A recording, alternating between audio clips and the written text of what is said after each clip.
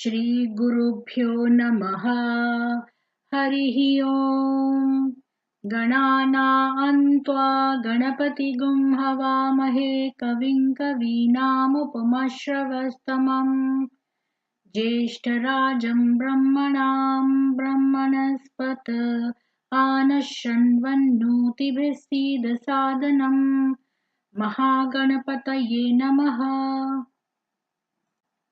प्रणो देवी सरस्वती वाजेभिर्वाजिनीवती धीनामवित्र्यवतु आनो दिवो बृहतः पर्वतादा सरस्वती यजता गन्तु यज्ञम् हवन् देवी जुजुषाणा घृताचीषग्मान्नो वाचमुशती शृणोतु वाग्देव्यै नमः। ॐ भूर्भुवः सुवः तत्सवितुर्वरेण्यं भर्गो देवस्य धीमहि धियो यो नः प्रचोदयात्। ॐ त्र्यम्बकं यजामहे सुगन्धिं पुष्टिवर्धनम् उर्वारुकमिव बन्धनान् मृत्योर्मुक्षीयमामृतात्। ॐ सहनाववतु सहनौ भुनक्तु सह वीर्यं करवावहै तेजस्विनावधीतमस्तु मा विद्विषावहै। ॐ शान्ति शान्ति शान्तिः।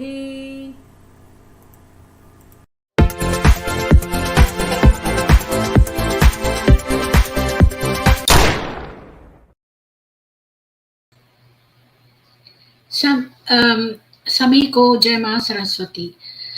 So this stream is mainly for my reply to Hatun Tash, Praveen and Narendra Sahoo at DCCI Ministries. About 11 months ago, there was a person called Dilip who was invited to DCCI Ministries to defend Hinduism. So I contacted Dilip and I said I would remain in the background trying to assist him. He did not disclose to me, unfortunately, that he had been given all the questions or queries on Hinduism. So I had no idea, nor did I know about DCCI channel. So when I went there, Dilip never showed up, and I was taken by surprise. And all these 4-5 people, they spoke 2 minutes and like 8 minutes, and I spoke for 2 minutes, and they would mute me, and they would not. All my references were in Sanskrit, Hindi, and the audience there was only English speaking. Had I known that before, I would have prepared myself accordingly, but it is not their mistake also, because they had given the material to Dilip, and it is Dilip's lack of he was not careful, and he never passed on the relevant information to me. So due to miscommunication or whatever, it was something a surprise, and so they were not accepting any of my Sanskrit Hindi translation, and they had Googled stuff and brought out things on Hinduism, which were, many of them were false. Some were partially taken from by deceptive means, either unintentionally or intentionally, and cherry picked from places without context. So yesterday I did the part 1 because they had put too many references on one slide, like Rig Veda. One was from 19 verses in just one line. They had written so many verses, this to this. So it was too much information. So I felt that 2.5 hours had already passed. So I thought I would divide this stream in 2 parts. So I did the part 1 yesterday. For those who have missed it, please go back and listen to the part 1, and it's quite interesting. And I have covered so many of my points over there and shown them with the authentic references and answered each one of them. And if you still have questions, you can always contact me on my email and I can answer you one by one. If you send me a long list, then I wouldn't be able to answer you on email, but definitely I can set up a stream and we can talk live. Anyways, I will start from the point where we left yesterday. So let me share with you the slides.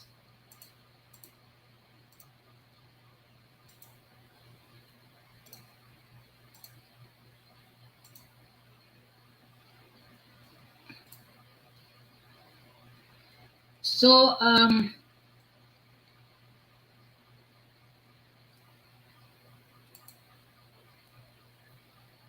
I think we had done until here. And we had talked about Bible and hell, what the Bible says, what the Bible says about hell. That was the last thing that we covered, and then we were on slide number 13. So let us proceed from here onwards. So now the 13th slide is about Dayanand. It says Dayanand professes that if someone, it's just I can't read the word, someone is quarrelsome, then the husband should immediately stop contact. Okay, Dayanand professes that if someone uh, is quarrelsome, then the husband should immediately stop contact with his wife and contract niyoga, illicit sex with another woman and have children. Likewise, if the husband is oppressive, then the wife should contract niyoga with another man and bear children. Likewise, Dayanand says that if someone's husband has gone abroad for a set number of years and hasn't returned, then the wife should have sex with some other man and raise children. And this is entirely false. And Hatun Tash, shame on you for taking this from Google somewhere. And the person who has written this should be punished severely. He should be jailed, because Dayanand was a great saint and he has written mostly things from Manusmriti and the Vedas combined together, and his 60 works that you can find on Wikipedia, there's a list. And also like the Manusmriti is our ancient law book, and we can open Manusmriti and see, and we have Vedas to verify. Dayanand has never professed this false thing. Over here it is written that Dayanand is saying that if a husband is bad, he's quarrelsome, or if he's oppressive, then the woman can go and have sex with another a man, or similarly, if the woman is quarrelsome, the husband can do that, and which is false. And also it says in the later part of the slide, it says that if someone's husband is like gone abroad for many years, then the wife behind his back can have sex with other people. This is entirely false, and these people who have put this fake document on Google should be punished severely. They should be jailed, they should be penalized heavily. And those people who are quoting things from Google without even opening the scriptures should also be punished in some ways, because this should stop. This is unethical practice of just taking some article and then just producing it without even verifying it, without even actually opening the books, and defaming Dayanandji. This is extremely malicious. Dayanandji has never said this. Shame on you for speaking lies about him. Shame on you for speaking lies about such a great person. Niyoga only happens in families, royal families, where heir is important, and only in the case when the queen is a widow and there is no other child, she doesn't have any other child, and they need to have an heir. At the all the family members sit down, and then with their consent, it is done under special conditions. You don't know anything about niyoga. It is only upon done for a royal widow. That's it. The clauses of niyoga which I found on Wikipedia, it's a good list, so I have extracted that because now they have changed Wikipedia, so it's no longer there. They have removed everything. There are various clauses associated with this process. The woman would agree to this only for the sake of rightfully having a child, but not for sexual pleasure. It is not sex done for sexual pleasure. Secondly, the child thus born would be considered the child of the husband, wife, and not that of the appointed man. So, the man who has been appointed to do niyoga, the child will not belong to him. If niyoga has been demanded from the wife's side, it will be the wife and the dead husband's name it will carry. The appointed man would not seek any paternal relationship or attachment to the child in the future. So, this man who has come to do yoga, he will never have any further relationship or he will never meet the woman again. To avoid misuse, a man can be allowed a maximum of 3 times in his lifetime to be appointed in such a way. So, it's just like you go for jury duty. So, I don't know if there are number of times, but here, so that somebody does not abuse this, only 3 times this person can help royal widows, and that probability is zero absolutely. Because in history you will find only 2 cases of niyoga, only 2 cases. The act will be in, if you know, I have made a stream on halala versus niyoga, and in that it is much clearer because I've taken screenshot and enlarged it. That is why it has become blurred, but if you don't enlarge it and if you read it, it is very clear from there. So the act also says that of dharma, and while the man will have only dharma in their mind and not passion or lust. So, in the name of God, so I'll just tell you, the man covers himself with the, and the woman cover themselves with ghee, which is clarified butter, so that their skin becomes, the skin does not come in contact with another skin. And secondly, there is a curtain, and the woman is separated from the man, and only that private part, for that part is only where you can do it.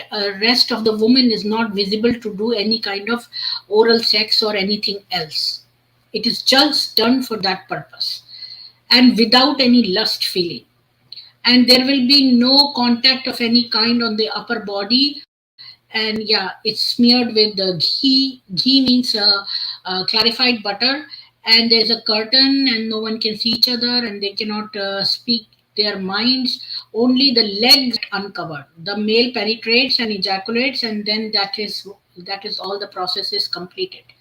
And this has happened only once, in if you go into Mahabharat, I'll just tell you that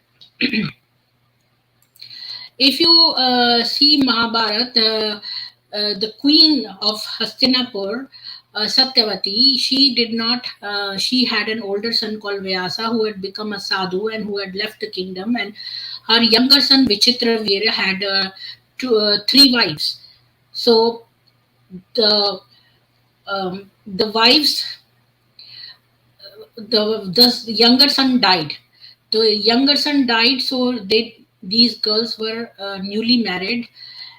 So what, they did not have any heir for the kingdom. So she asked her older son to do niyoga with this newly married sons of her younger son, wives of her younger son. That's all. There is only one case, and since they put cow butter or ghee on their body, the body smells bad. So the body smells bad. So one of the daughter-in-laws, she found it so smelly and bad that she closed her eyes. So a blind child was born, because the niyoga was done with the older brother, older son of Satyavati, who had gone to become a rishi. He had too much powers, and when he went to the first daughter-in-law, she closed her eyes, and it was very smelling bad, because the ghee doesn't smell very good, because the skin should not touch. There are many conditions for niyoga. So she closed her eyes, so a blind child was born. The other one was afraid. Her eyes were open, but she was afraid to see a rishi with long hair and all that, and she was afraid. So the weaker child was born, which was the other son, Pandu. So this is how Dhritarashtra and Pandu were born, and it was only done for in royal families. There are only two instances in history of niyoga. You will never find niyoga anywhere else. It has never been done ever, nor do you see anybody practicing niyog. So this is the fact about niyog. And Swami Dayanand has never said anything about niyog which is false. Okay, so now we will verify this from Satyarth Prakash, which is written solely by Dayanand Saraswati ji, and you are accusing Dayanand Saraswati ji for saying that a man, while he's alive, his wife can go and do niyog if he's quarrelsome, or the wife can go and do niyog if the husband is oppressive, and which is false. Or a husband has gone abroad, and the wife behind his back can do. That is all bullshit.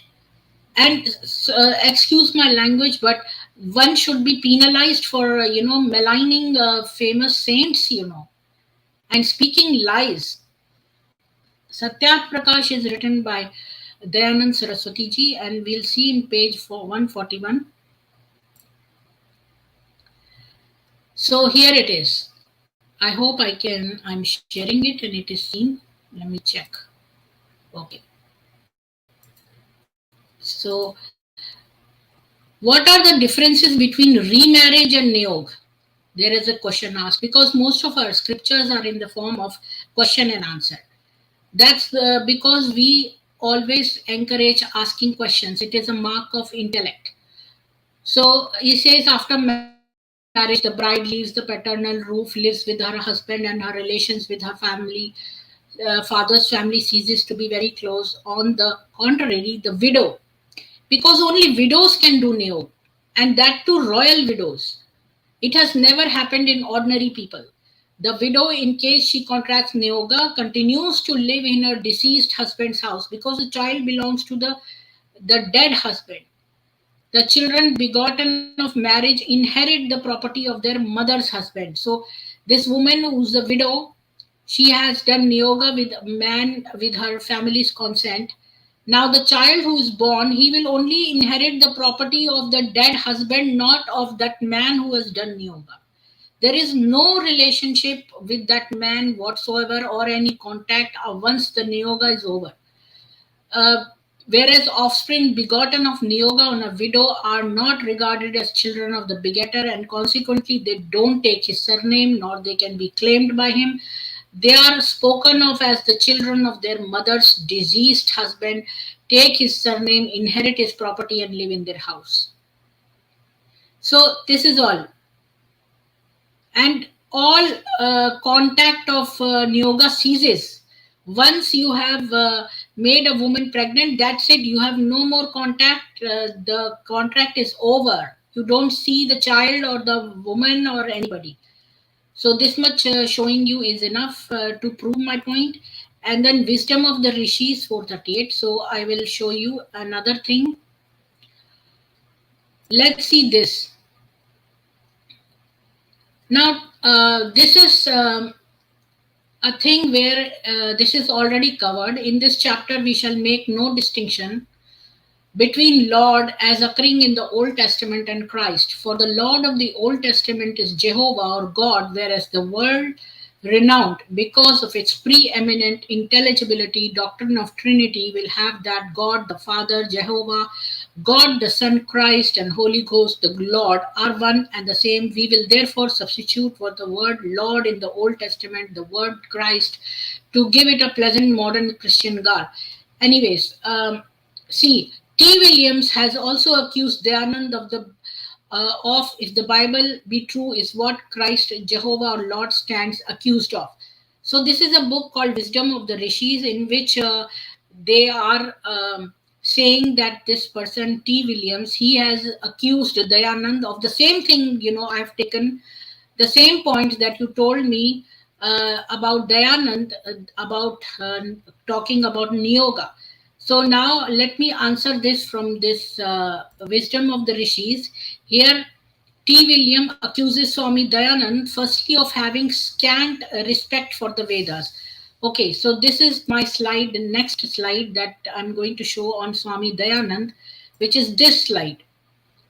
Let me show you this one first so that we'll read that after, because I have taken that all in one go only, two slides. So in the next slide also you have accused a good saint, a great saint, Dayanand Saraswati ji, of, would you believe it? Dayanand has given references from Vedas in support of his statements. The truth is that he could not understand the meaning of a single Veda mantra, and hence has written whatever wild dreams he had in his book, Satyat Prakash, under the cover of Vedas. And then here they have given Rig Veda mantra 1085-45, which I will deal with later. First, let me read this. So here T. William accuses Swami Dayanand firstly of having scant respect for the Vedas. Now to quote Paul, 1 Corinthians 7:12, but to the rest speak I not the Lord. Again, 2 Corinthians 11:17, that which I speak it not after the Lord, but as it were foolishly, in this confidence of boasting. But be it remembered that Paul is an inspired personage, and Paul's inspiration, which means Christ's thoughts, led him to say that what he is inspired of, a portion of the Bible, is not after the Lord but foolish and uninspired. Therefore, God or Christ stands accused of having scant respect for the Bible, for he declares that the Bible is not inspired. So, this is what the statement Paul has made. Secondly, T. Williams accuses Swami Dayanand of preaching the astounding, grossly immoral, and monstrous doctrine of Niyoga. We quote from Deuteronomy 25, verses 5 to 10. If brethren dwell together and one of them dies and has no child, the wife of the dead shall not marry without unto a stranger. Her husband's brother shall go in unto her and take her to wife and perform the duty of a husband's brother unto her. And it shall be that the firstborn which she beareth shall succeed in the name of his brother which is dead, that his name be not put out of Israel. And if the man like not to take his brother's wife, then let his brother's wife go up to the gate unto the elders and say, my husband's brother refuseth to raise up unto his brother a name in Israel. He will not perform the duty of my husband's brother. Then the elders of the city shall call him and speak unto him, and if he stand to it and say, I like not to take her, then shall his brother's wife come unto him in the presence of the elders, and loose his shoe from off his foot, and spit in the face, and shall answer and say, so shall it be done unto that man that will not build up his brother's house, and his house shall be called in Israel the house of him that has his shoe loosed. This is clearly Niyoga, and so Christ stands accused of preaching the astounding, grossly immoral, and monstrous doctrine of Niyoga. I will not go any further because those are other accusations which we are not dealing with right now.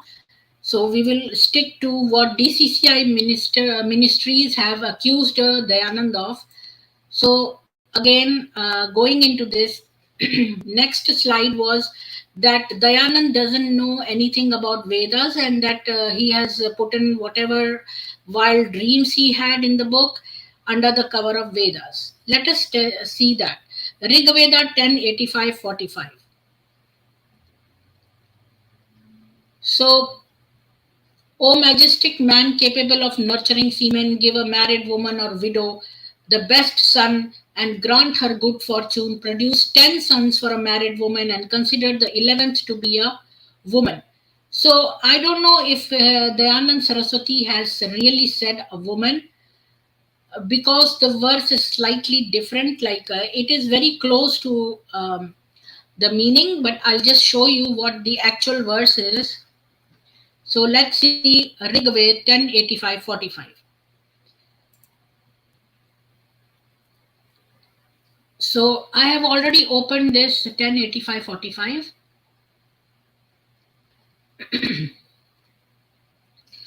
And let's see, it is hymn number 85, 45 of the 85th one, Surya's bridal. Surya means the sun, the wife of the sun which rises in the east. So you have to know the context. Another thing, DCCI Ministries, they just pick something from somewhere and just dab it on without giving any context. And that's why, and usually the English versions never tell who the Devata and what about it is. Here they have written Surya's bridal, but it is more clear when you read Hindi, you know. Sanskrit Hindi translation is the best translation because they give the meaning of every word. So here it says, O bounteous Indra, make this bride blessed in her sons and fortunate, vouchsafe to her 10 sons and make her husband the 11th man, not woman. So here, I don't know if this is a mistake by DCCI Ministries, that they have Googled and copied this wrong. 11th to be a woman, they have said 11th to be a man, not woman. So it is a mistake done by, I think it's most likely a mistake done by DCCI Ministries, because the actual Veda says the 11th to be a man. So it just means that, let's go further.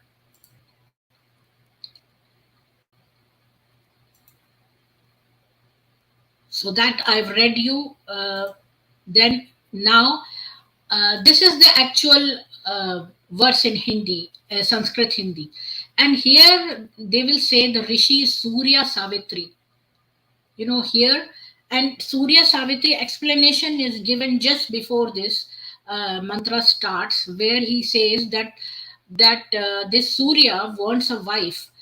The Surya or the sun wants a wife who is also very, has a lot of light in her, and she is the daughter of Savita. Savita is the goddess of constructive work. So she, so here the sun desires.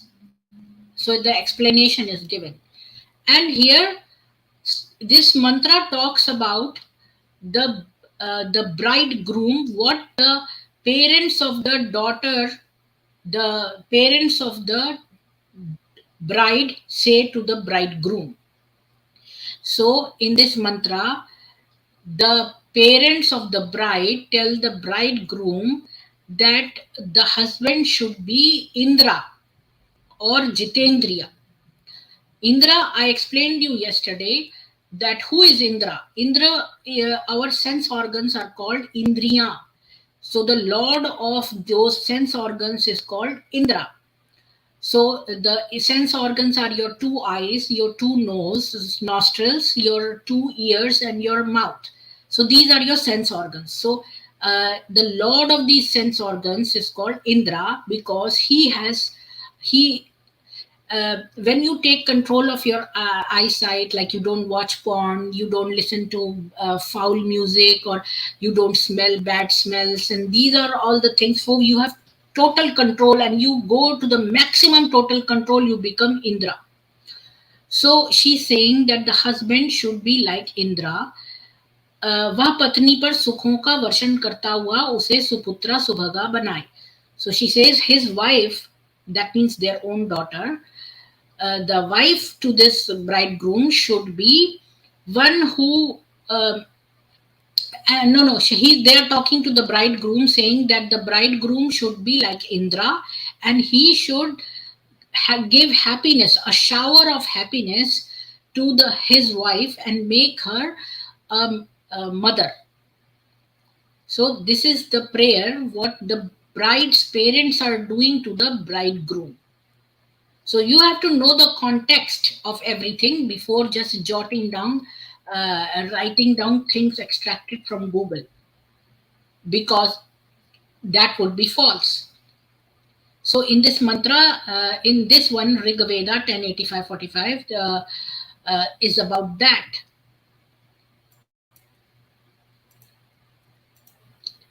Now, and she says, okay, I didn't explain this part. I just explained the bottom part. So he says that 10th and 11th, that's what you want to know. So here he says that is patni mein tu dash means 10, putran means sons, adehi stapit kar means you give her 10 sons, and pati ko arthat apne ko ekadasham krathi means the wife is called Ardhangini. In Hinduism, the wife is called Ardhangini, means she bears the half body of the husband. So the 11th will be the husband, and the Vedic Maryada means under the what you say Maryada means under the rules of Vedas. You will have 10 sons. The 11th man will be the husband, and they will all be controlled under the Vedic rules. And this is kind of a blessing. Like 10 sons is a blessing. Like when you say, oh, because sons are taken as heir. So when you bless somebody, you say, oh, you should have like 10 sons, you give a blessing like that. So it's a kind of a blessing. And in Hinduism, there is no more than 10. Like 10 is the maximum children one can have. So the blessing means to the maximum, like you have maximum heirs, something like that. And the 11th man is the husband in the house. Next, we go to the 15th slide, which says this accusation is again on Dayanand saint, and this is punishable. This is punishable because it is foul play on behalf of DCCI Ministries, because I don't even have to search for what Dayanand said or not. Even if I go by this false text, it is such a deception. If you read carefully, you can read in this article, the fake article extracted from Google. Here also they have done foul play. Here it is written, the best time for a girl's marriage is when she is from 16 to 24 years of age, and for a youth when he is 25 to 48 years of age. But here when they have quoted, they have left out the range. It is saying from 25 to 48, but they have taken the upper range and written it maliciously. This is deliberate malicious attempt, because from here only you can read that from the reference here that they have shown. I don't even have to go and check this. From here to here, copying also you have done it wrong, because you can, if you expand this and read this over here, there is a range given. So these people have very cunningly taken the upper part of the range and just said that they form the best pair. That is not written there. They have just written that this range is for them is 25 to 48 years of age. So a man's though he can produce children till old age, but they just want to say that 25 to 48 years is the time when the semen is of high quality. So if you have tried to have children with a 60-year-old man, or that won't have that much effect. So this is the prime quality.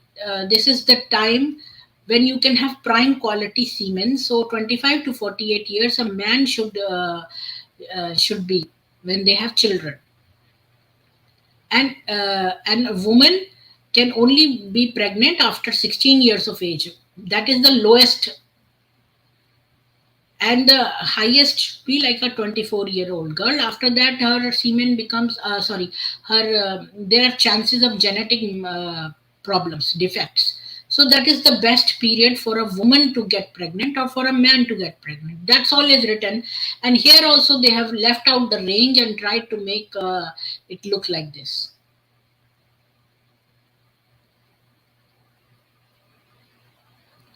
And nobody follows this.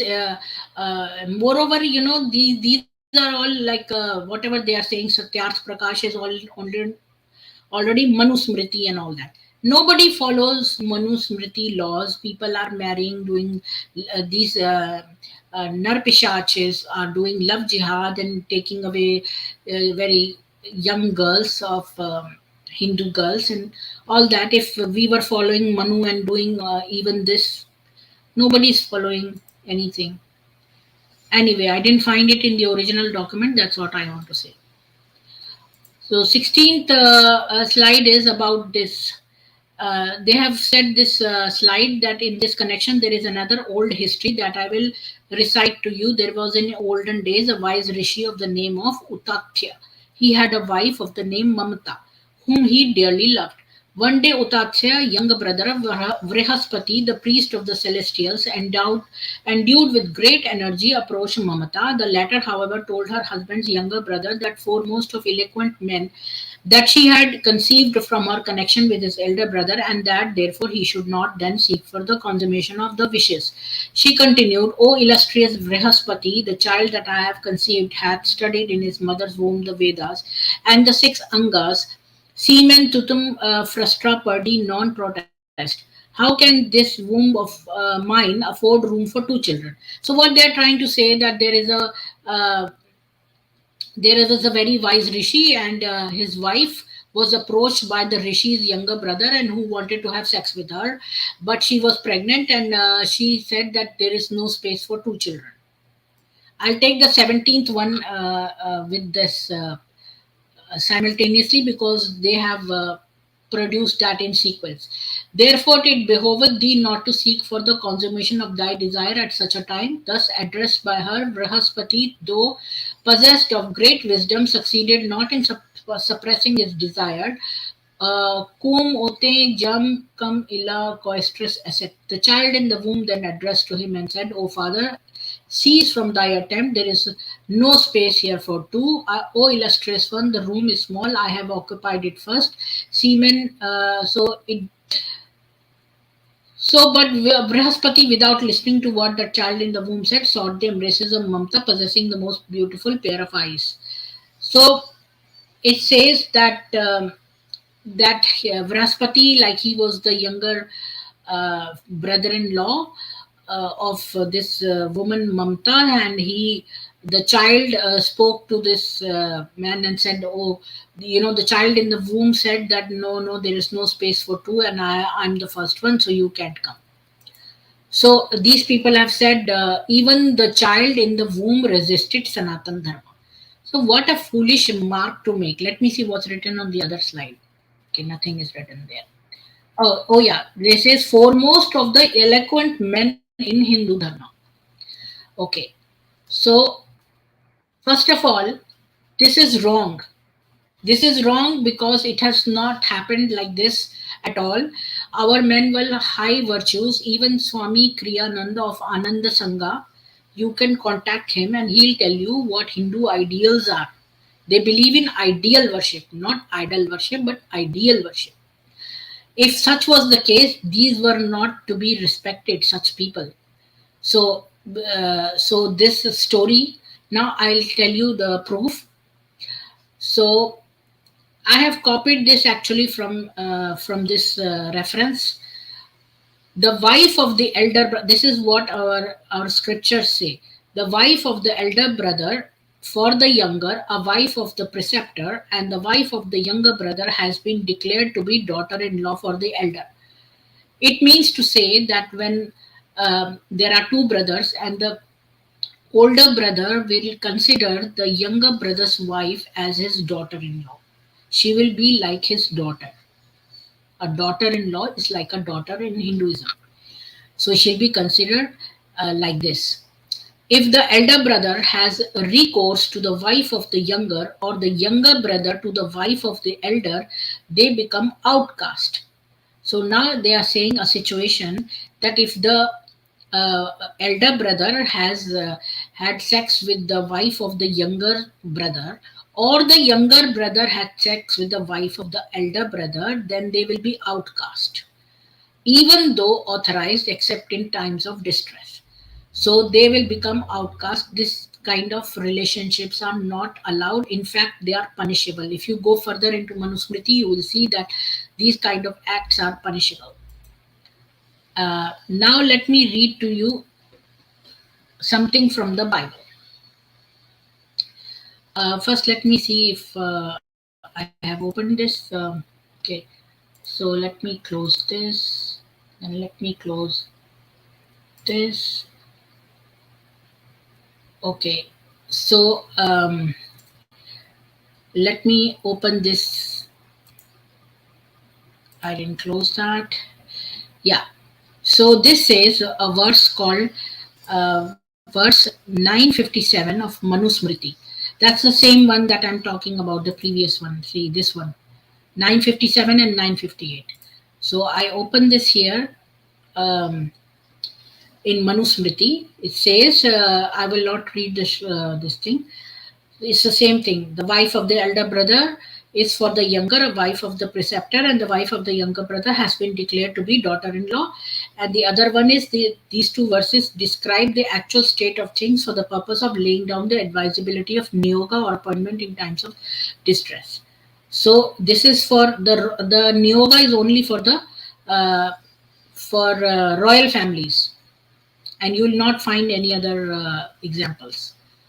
Okay, now let me go to the Bible. If you read Genesis chapter 38, it says, at that time Judah left his brothers and went down to stay with a man of Adullam named Hira. There Judah met the daughter of a Canaanite man named Shua. He married her and made love to her. She became pregnant and gave birth to a son, who named her Ur. She conceived again and gave birth to a son and named him Onan. She gave birth to still another son and named him Shelah. It was at Kezib that she gave birth to him. Judah got a wife for his firstborn, and her name was Tamar. I don't think, okay, yeah. But Judah's firstborn, was wicked in the Lord's sight, so the Lord put him to death. So the first son was put to death by the Lord. Then Judah said to Onan, sleep with your brother's wife and fulfill your duty to her as a brother-in-law.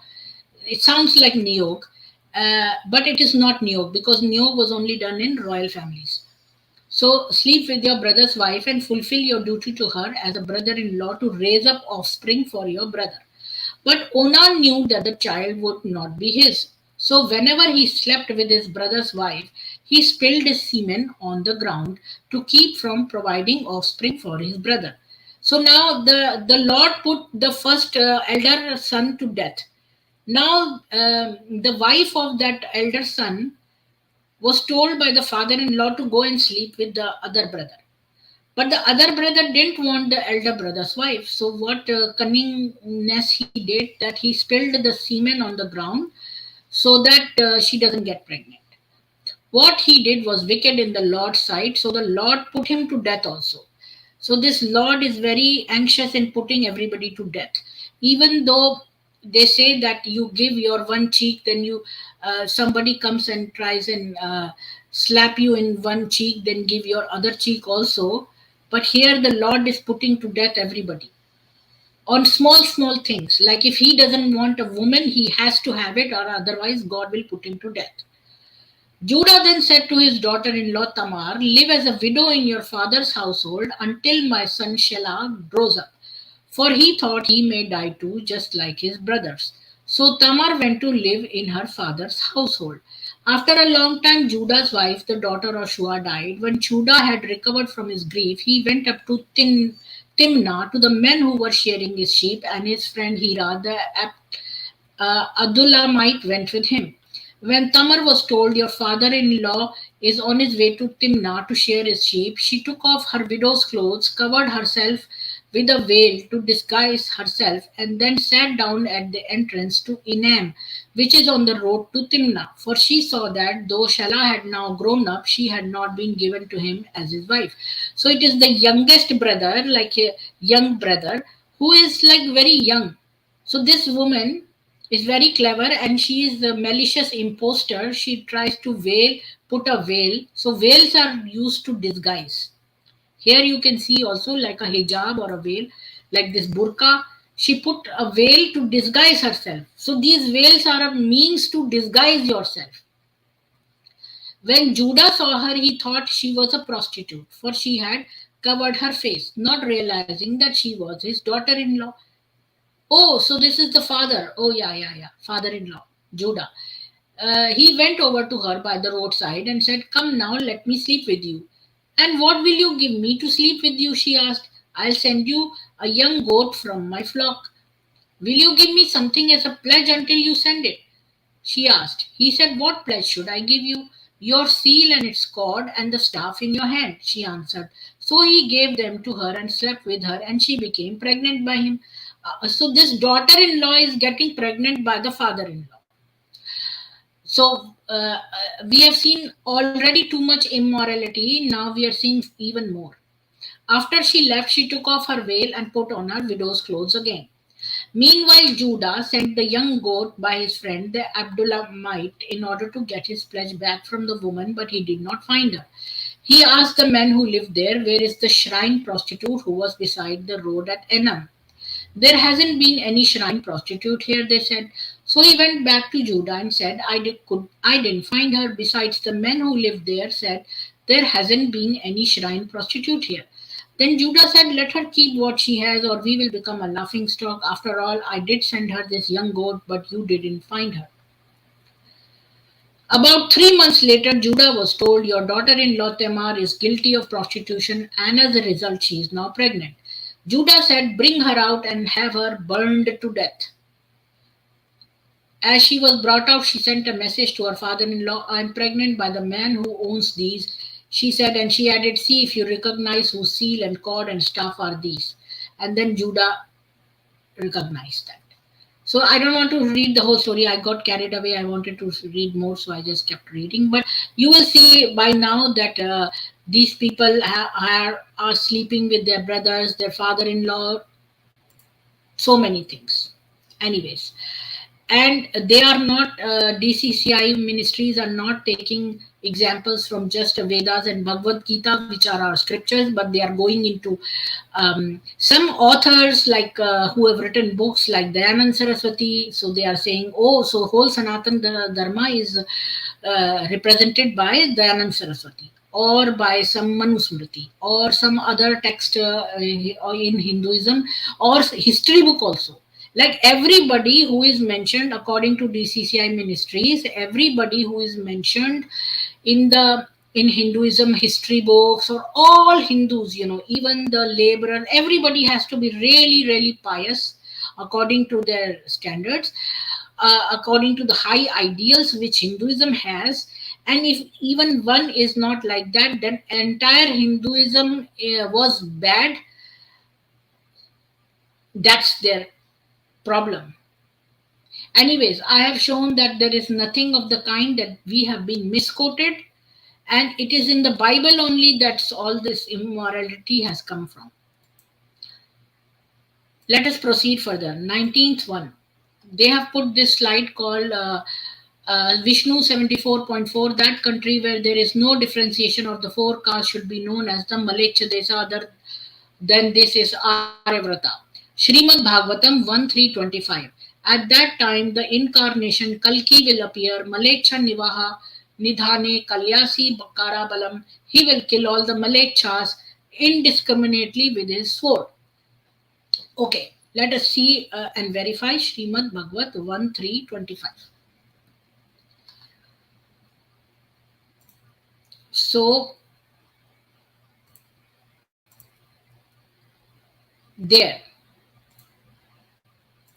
This is Srimad Bhagavan 1.3.25. Therefore, thereafter, at the conjunction of two yugas, the Lord of the creation will take his birth as the Kalki incarnation, and become a son of Vishnu Yasa. At this time, almost all the rulers of the earth will have degenerated into plunderers.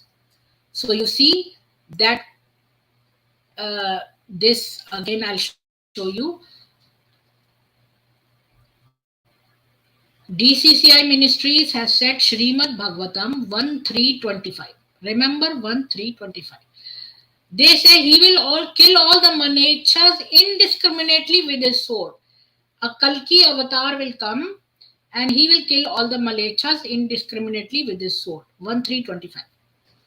Now, 1.3.25. I have opened this. I show you the top. Chapter 3, verse 25, Srimad Bhagavat, English one. It says that at the conjunction of the two yugas, the Lord of the creation will take his birth as the Kalki incarnation, which is our 10th, the last avatar in Hinduism is the Kalki and Kali Yuga. And he will become the son of Vishnu Yasa. At this time, almost all the rulers of the earth will have degenerated into plunderers. It doesn't talk about killing, it talks about that at that time so much sin will be there on this earth in the Kali Yuga that all the rulers on this earth would have become plunderers, like the big dacoits, like the Dakus or the Dasyus, as mentioned in the Vedas. So they will be looting other people's property. So it's misquoted again. Now,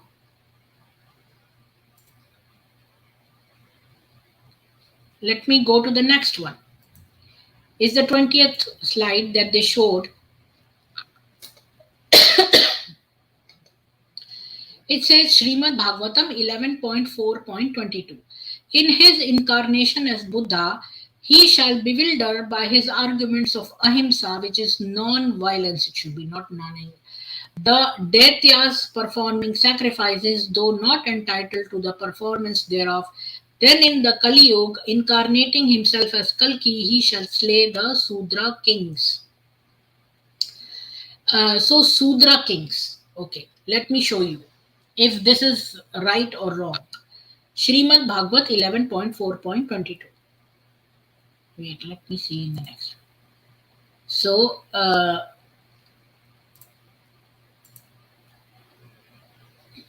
11.4.22, right? So this is 11.4. So this is chapter 4 and 22. It says, to diminish the burden of the earth, the unborn Lord will take birth in the Yadu dynasty and perform feats impossible even for the demigods. Propounding speculative philosophy, the Lord as Buddha will bewilder the unworthy performance of Vedic sacrifices, and as Kalki, the Lord will kill all the low-class men posing as rulers. See, that's what is written. Low-class men posing as rulers at the end of the age of Kalki. So they will be the low-class rulers. So who are low-class and who are high-class? We already saw that these will be posing as rulers, so they will be imposters because they are plunderers. They will become the rulers and they will be killed by the Kalki avatar who will be born in the age of Kali Yuga. In the age of Kali Yuga. So that is what it is there. And I don't find anything wrong in it. Because these will be the imposters or the frauds who will act as rulers. Now you see all these politicians or people who are ruling, they are imposters and they are just corrupt and they just want to amass money. They are plunderers in a way, and that's what they're doing. So Kalki avatar will be born and he will destroy these kind of corrupt people who want to take advantage of their position, and they are imposters. Let's go to the next one. It says Adhikaran 6, treating the authority of words as used by Malechas, and this translation is done by Ganganath Jha. Okay, before I go further, let me tell you something, that this malicious man called Ganganath Jha, he should be jailed and punished severely, because I have found several fake copies by this Ganganath Jha. Either he is from a different community, he is posing himself as a Hindu, or he is a sleeper cell. I would just say that he is most probably a sleeper cell who has been doing this kind of. I found fake Mahabharat online, because there were some verses which were absolutely false. If you open the authentic book, you will find the notice. It is a remarkable difference. That was the first time when I came to know about this Ganganath Jha, because I I was so trusting. I thought everybody spoke truth, so I never doubted anybody. But now, when I saw that that this man Ganganath Jha has done this kind of work, I was like, I'm really uh, pissed off. Anyways, it's pissed off is a small thing. He has done a very grave sin. If you're maligning other people's uh, if you're adulterating other people's documents as their scriptures, then you are doing a grave sin, and you should burn in hell for doing such a work. I would not say that you should do this with any religion, or do, put in words your own words. That's a grave sin, and highly unethical. Anyways, now let's come to this word called malechas. This has been used by many people, and they have pointed fingers at Hindus or Hinduism, saying that malechas, you call us malechas and all that. So let me tell you that malechas, the word in Hinduism, the words contain the meaning in the word itself. So when you want to know the meaning of the word, what does it mean, then you see the word, what it contains, and you know the meaning. That way you can know the meaning of any word. Now there is one thing called the popular meaning, and one is the actual meaning. When there are some words like people have just used grossly, because it is the popular meaning, the popular meaning. So whatever the popular meaning is, that's not the popular meaning is of malecha, is that um, in our household, our parents used to say, oh, you want, why are you looking towards meat, in the grocery store? It's are you like a malecha? So it was taken, popular meaning is that somebody who eats non-vegetarian stuff. It was used as that in our households. But actual meaning of malecha is mal ki ichha karne wala. So mal ki ichha means, mal means poop, and ichha means desire.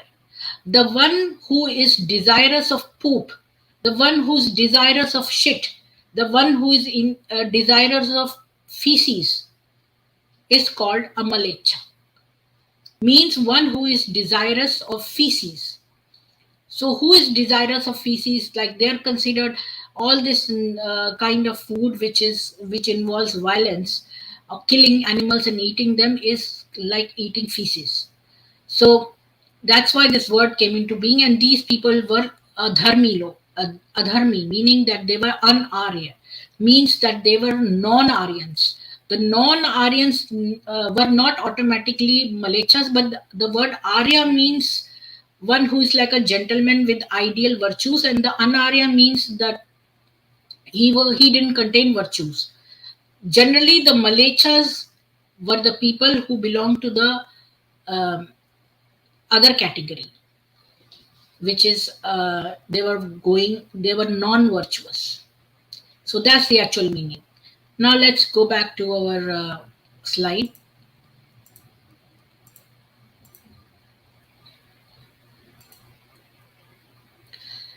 So here I'm not going to explain anything. I have explained you the meaning of Malecha. That is the actual meaning of Malecha. And this Ganganath Jha should be jailed, and he should be penalized heavily, and he should be shed. Yeah, he should be penalized for making all kinds of adulterations in text and saying all kinds of nonsense that doesn't make sense. 22nd slide is Shri Vishnu establishing dharma by killing Shudra. Again, we go to Brahmand Puran is stated here 1, 2, 31, and 77 to 84 verses. So there are so many verses, approximately like 77, 78, 79. So there are like 8 verses of Brahmand Puran. And I will just read the underlined portions. He killed all the Malechas all round along with those kings, the heretics born of Shudra women. Malechas slew these also people who are born of parents of different castes, those who dependent on them. Okay, 1.2.31.77 onwards. Okay.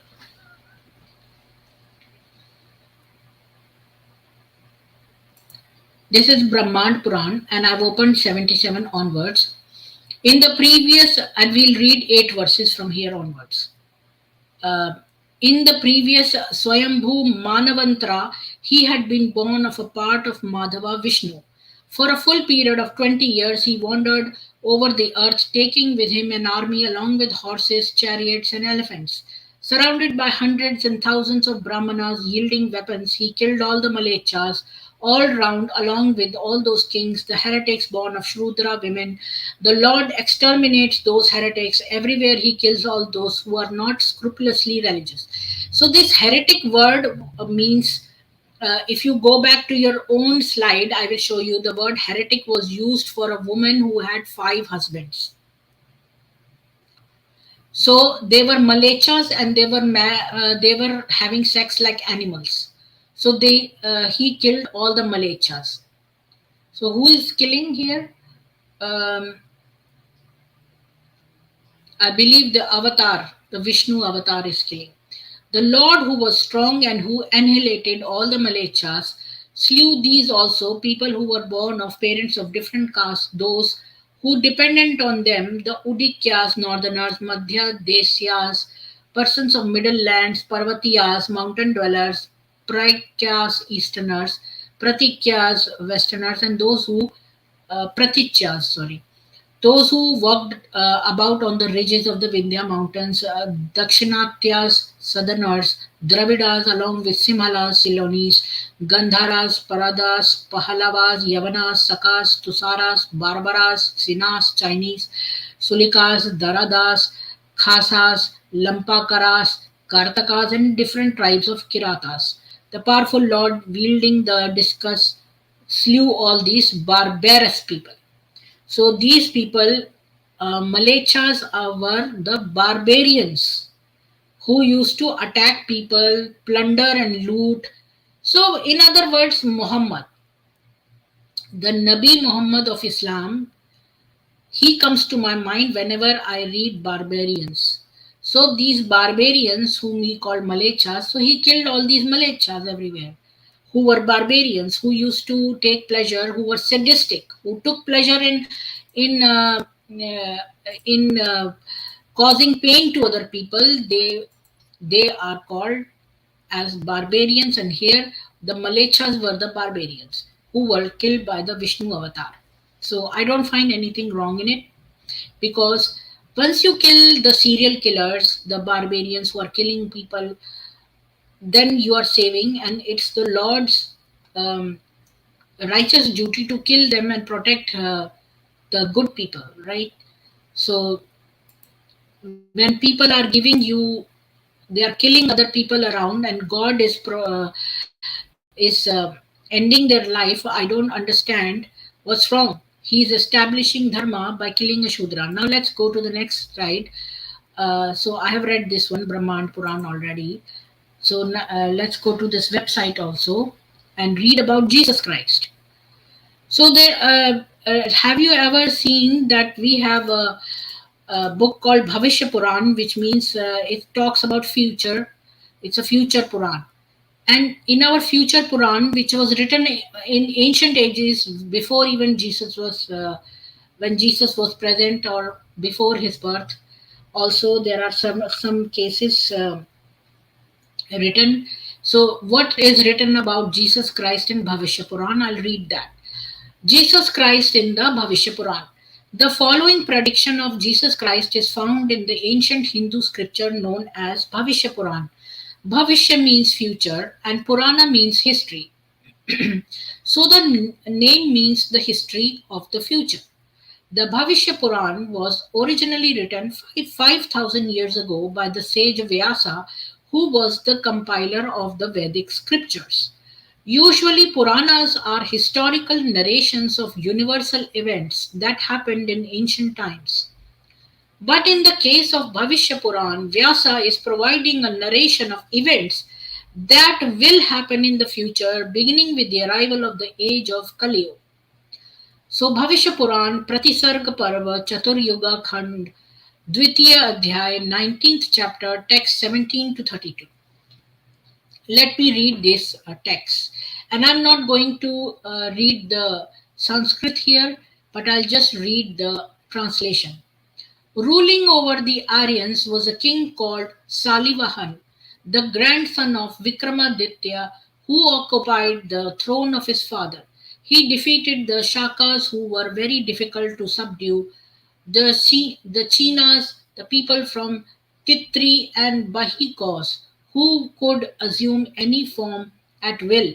He also defeated the people from Rome and the descendants of Kuru, who were deceitful and wicked. He punished them severely and took their wealth. Salivahan thus established the boundaries dividing the separate countries of the Malechas and the Aryans.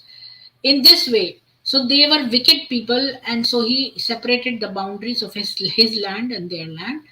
In this way, Sindhustan, Sindhu actually in a Vedic language, Sindhu means a water body. So Sindhustan came to be known as the greatest country. That personality appointed the abode of the Malechas beyond the Sindhu River and to the west. Once upon a time, the subduer of the Sakas went towards Himatunga, and in the middle of the Huna county, Hunadesh, the area near Manas Sarovar or Kailash mountain in the western Tibet, the powerful king saw an auspicious man who was living on a mountain.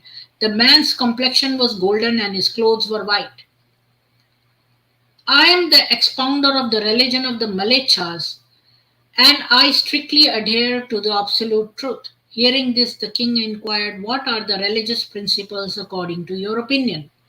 Hearing this question of Salivahan, Ishaputra said, O king, when the destruction of the truth occurred, I, Masiha the prophet, came to this country of degraded people where there are no rules and regulations, finding that fearful, irreligious condition of the barbarians spreading from Malecha Desha, I have taken to prophethood. So, in our Bhavishya Puran, it is written actually that that Muhammad was a Malech who established the Peshachik Dharma or the demon cult in the desert. While in our same Bhavishya Puran, it is also written that Jesus was also a Malech, but he established a Dharma. So good is written about Jesus Christ, and Jesus Christ in this Bhavishya Puran is telling Shalivahana king that I am the prophet of the Malechas, and I am going to establish the truth. Please hear, O king, which religious principles I have established among the Malechas. The living entity is subject to good and bad contaminations. The mind should be purified by taking recourse of proper conduct and performance of japa. By chanting the holy names, one attains the highest purity. Just as immovable sun attracts from all directions the elements of all living beings, the Lord of the solar region, who is fixed and all attractive, attracts the hearts of living creatures. Anyways, I'm not, O descendant of Manu, one should worship that immovable Lord. Anyways, so you can read that if you are more interested in going further, you can read it in your spare time. Let's go ahead to the 23rd slide, which says, Now, this was a question. My slides were finished, like DCCI Ministries finished all the slides, and then they had people sitting in their audience who were asking me questions. So, one question was asked by Aaron Polinati. He said, Dr. Preeti, why did Manu have sex with Satrupa, his sister, according to Saraswati Puran? I couldn't find any Saraswati Puran, but if I read Matsya Puran, chapter 3, page 17, it gives the answer. So let's read Matsya Puran. Let me close this one. Now, Matsya Puran, um,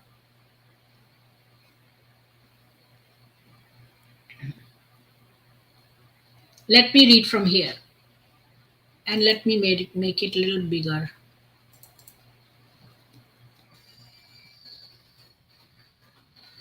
So here it says in Matsya Puran, chapter 3, Lord Brahma, after creating his Manas Putra. So Manas Putras are the, like Lord Brahma had a thought that he should make creation. So the thought only created children. He never had any sex or any contact with anybody. He just had a thought from in his mind. So these sons were called mind sons. Manas Putra means mind sons. So he created 10 sons just by a thought.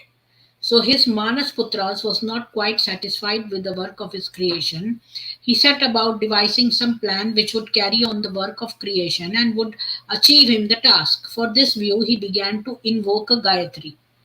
After some time, the goddess Gayatri, known under different names.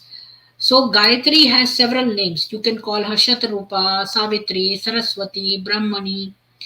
So it appeared in the form of a girl from the half portion of Brahma's body. So actually, Brahma's body split into two parts, and after he started doing japa of Gayatri and started invoking her, his own body split, and from his half body, uh, Saraswati was born. From his half body, Saraswati came. Not like a baby, but she was born as a girl, like half body became a girl. So Brahma thought that she should become his daughter, but the Devatas explained to him that since wife should be the half organ of a male, like a husband, so she should be your wife. So um, then Brahma enjoyed the company of Savitri for 100 years, and after a long time, Manu was born to them. So Manu was born. Manu thus born was Swayambhu Manu, who, owning to his close affinity to Brahma, is also called Adi Purusha, the first man. So the Adi Purush is Manu. The progeny of Swayambhu Manu multiplied considerably, and the Varajas are among them.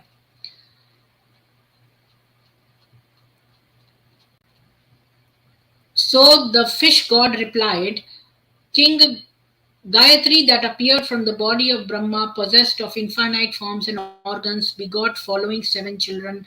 Swayambhu Manu, Rati, the wife of Cupid, also means desire of something. Tapas, Manas, Dik, Sambhrama, and Mahatattva. So these were other children born. So what I'm trying to say is Satrupa was the wife of Brahma, not of Manu. Maybe there is something more I've marked. Let me see. Did I miss anything more? Yeah. Afterwards, Swayambhu Manu became the husband of. So now Manu got married to Ananti, whom he obtained after great penances. By this alliance, Swayambhu Manu was blessed with 2 sons, uh, Priya, Priyavyata. See, this thing is not very. This is an old book, so its text is not very legible. Priyavartan and Uttanapad. And of these, latter was married to Sunarita, the daughter of Dharma. So here they are given names of the 2 sons which were born to Manu and Ananti. So Ananti was the wife of Manu. So Satrupa was also Saraswati, and she was Brahma's half body and his wife. So Manu did not have any sex with Satrupa because Manu's mother is Satrupa, and there is nothing called Saraswati Puran. So this I have already read. Next, come to the 24th slide. So another person called Mandalorian asked me a question. Lord Vishnu raped Vrinda by disguising himself as her husband. She rebuked him angrily after figuring out what was really going on. This was from Skanda Puran, part 2, 21:10-24. So let me answer this question. Vishnu raped Vrinda. So actually, I have taken it from the source only and copied pasted because this was the earlier slide I did. At that time, I was copy pasting from the sources, and later on, I found it very cumbersome, so I just pasted the reference links. Jalandhar was a demon king. Now, listen to the context first, and then please do not cherry pick things out of context. Jalandhar was a demon king, so he was a big demon. He was very powerful, and his wife Vrinda was a great devotee of Lord Vishnu. So she was not raped by Vishnu, she was a devotee of Vishnu. Jalandhar used all his powers and created a powerful illusion to trap Lord Shiva, his Gana, and his Devas. So Ganas are the and Devas used to be like his followers, the Lord Shivas. He wanted to make a powerful illusion and trap all these people along with Shiva.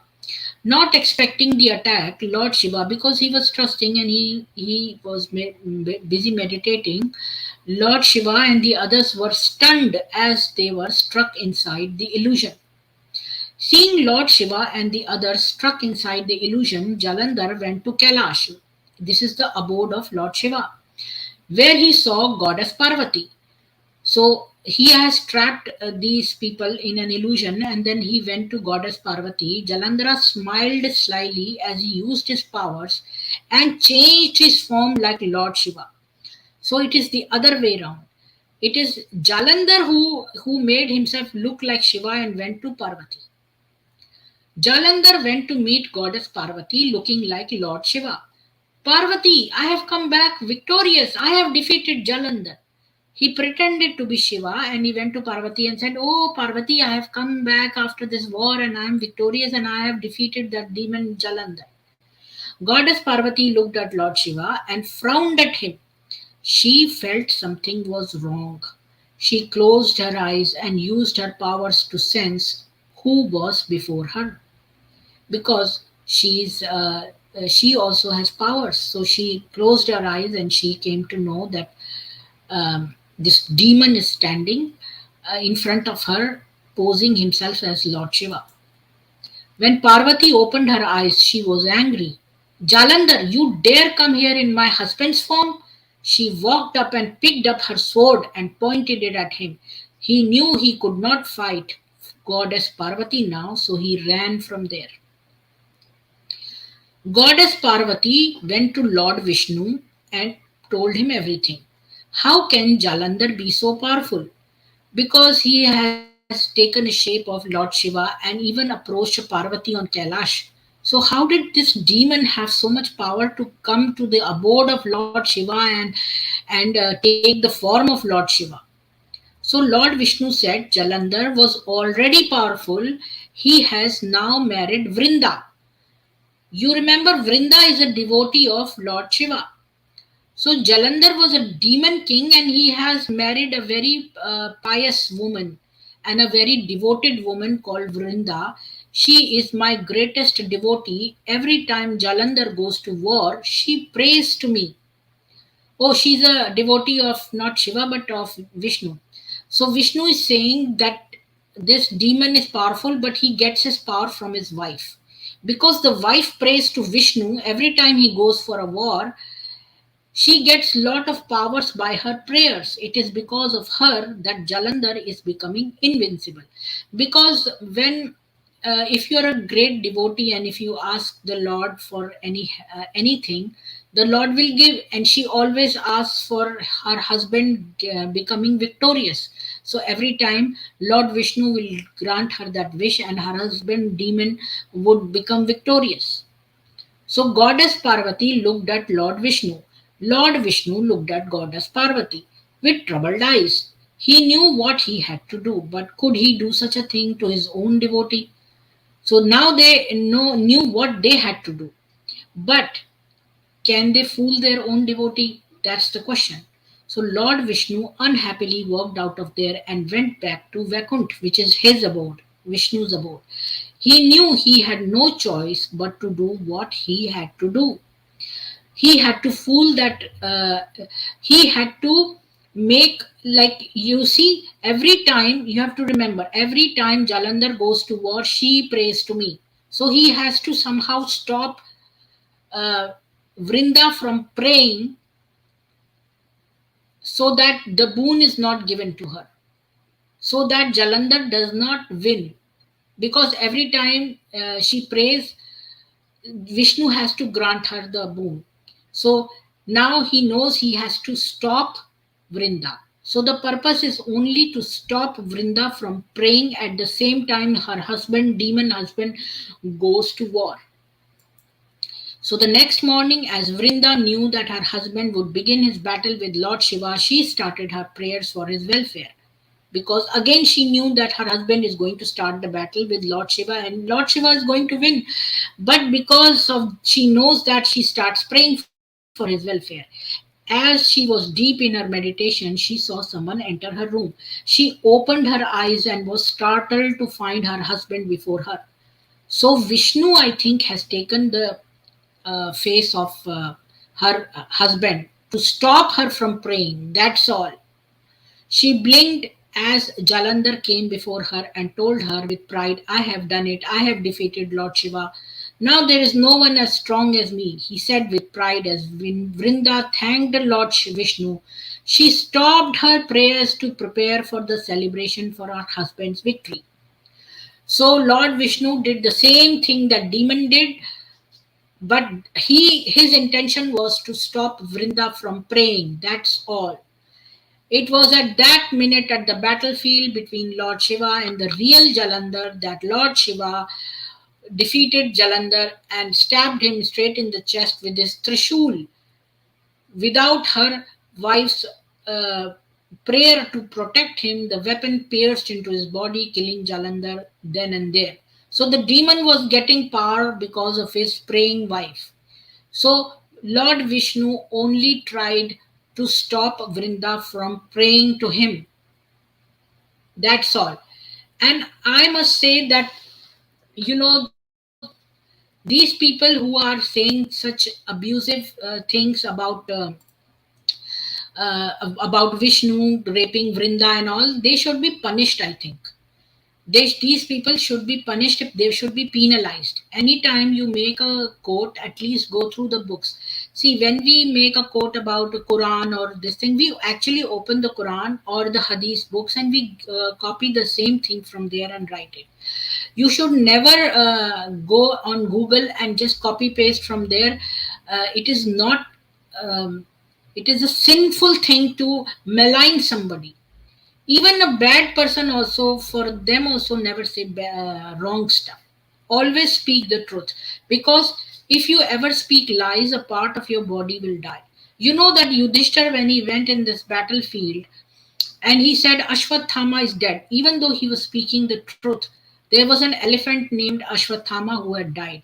So even when he was speaking the truth, he knew that Ashwathama was also the son of Dronacharya, and his intention was to stop, to make Dronacharya uh, be anxious about his son and not be alert in the battlefield.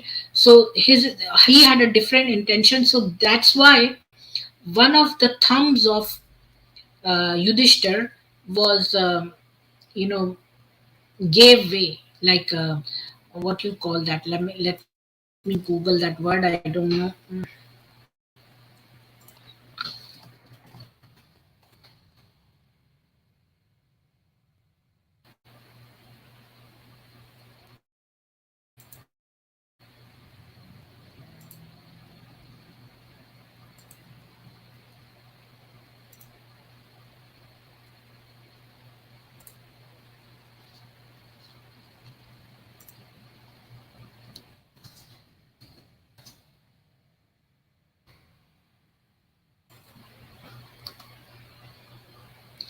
It says melted away.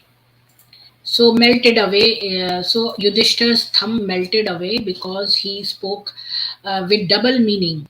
He said Ashwathama is dead, and Dronacharya's son was also Ashwathama, and the Ashwathama was also an elephant who had died. So even though he was speaking the truth, one of his thumbs melted away. So whenever we speak lies, a part of our body dies. So why should we speak lies?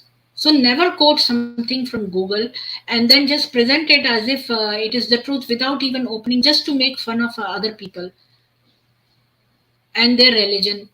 Even if a religion is bad, like if I quote Islam, I'm not going to make up things and just try and malign the religion.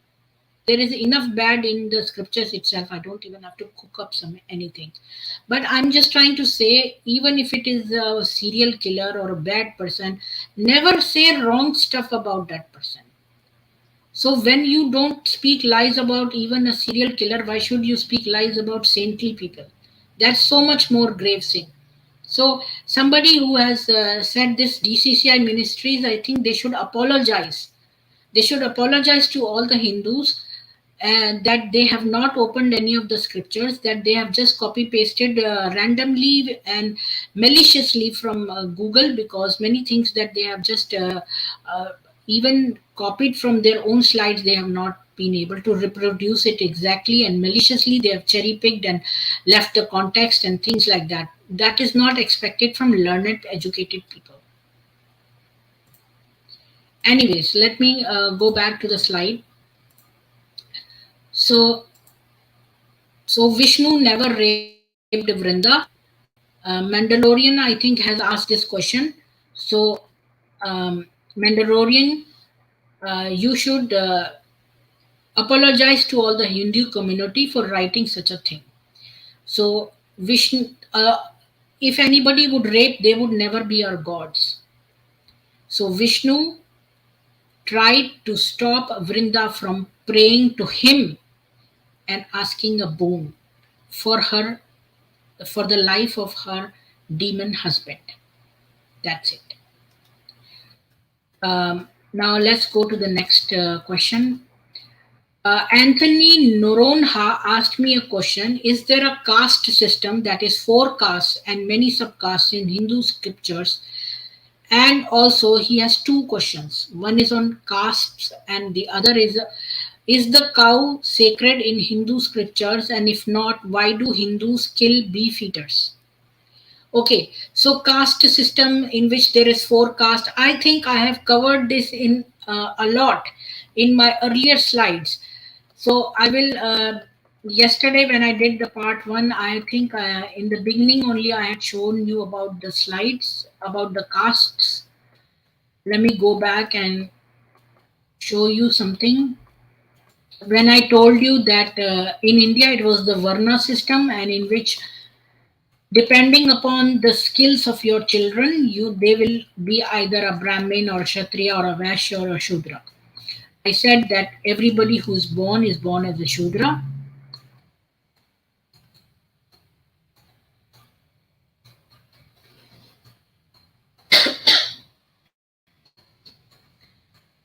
So I told you everybody this one that there are four castes: Brahman, Kshatriya, Vaishya, and Shudra, and everybody is born as a Shudra. But later on, after attaining and seeing their aptitude and skills, they become either Brahmin, Kshatriya, or Vaishya. And in one household, you can have all these.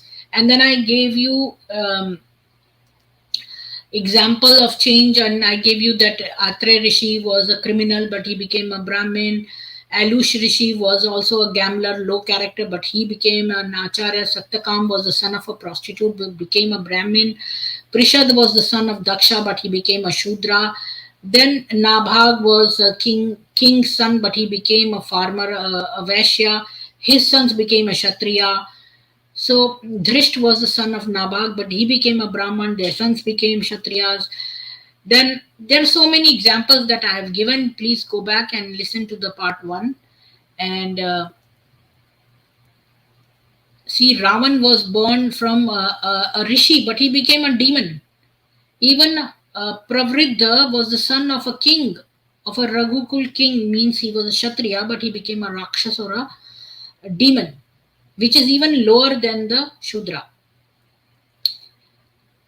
And I explained you that about the punishment system, that Brahmins were punished 128 or 100 times more than a Shudra. That means if they were educated people, they were punished more. So it was convertible. A Brahmin can also, suppose like there was a Brahmin, he is educated person and he is teaching people, but tomorrow he leaves his profession and he doesn't do teaching anymore. He will not be called a Brahmin, and then he will be called according to whatever he is doing then. So and I had shown you the meaning of Shudra also. Shudravati. Dravati means the one who does the work faster. Then you're asking me a question about cow. Let me see. Go back to the slide.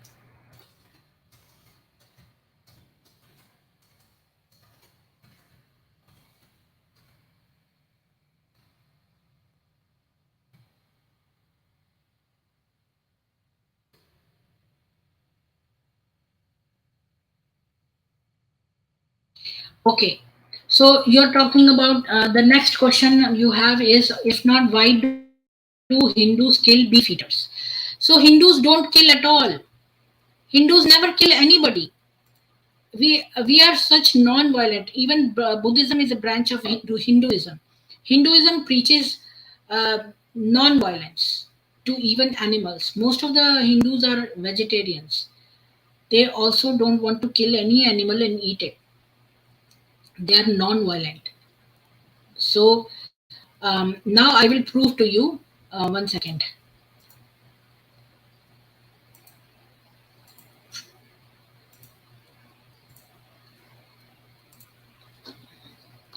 So regarding your question on this one, first let me tell you this about the Varnas, that in Manusmriti and in Mahabharata there is a common shloka, which means जिस मनुष्य का जो लक्षण वर्ण की पहचान के लिए बतलाया गया है, उसको यदि दूसरे वर्ण के मनुष्य में भी पाए तो उसको उसी वर्ण का समझें.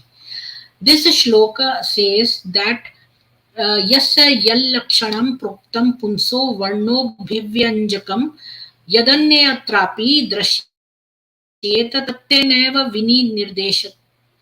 निर्दिशेत.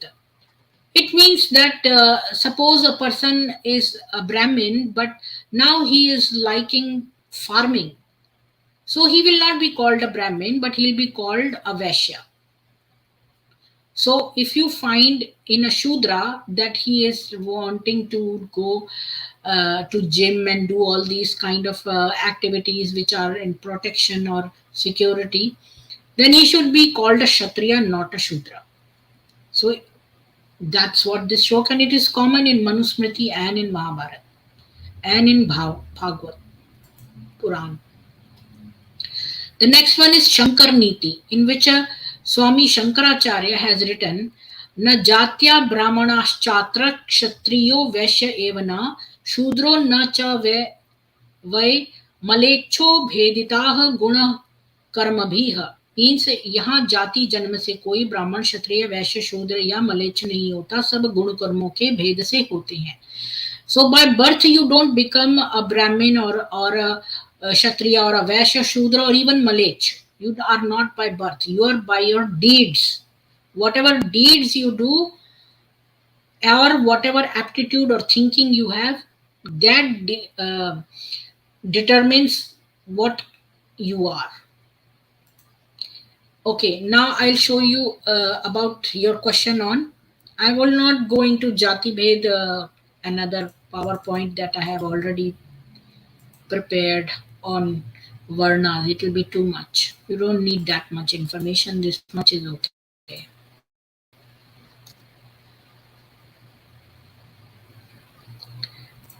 So let me tell you another thing, that many people say that India is the largest producer of exporter of beef, and that's also false, because not the exporter of cow meat, it's a buffalo meat. And there is another animal which looks like a buffalo. His Hindi name is another. I'm forgetting it. It's that animal and buffalo. That meat is exported, not cow. Cows are in many states in India. Cow is banned. Killing of a cow is banned. Okay. So now you said why? Sorry, what was your question? Was that why you said why Hindus kill beef eaters? I have never come across even one person who has killed because Hindus don't kill others. Hindus are the ones who are being killed. Hindus are the ones who are being converted. Hindus don't kill anybody. Some very brave Hindus may retaliate uh, on the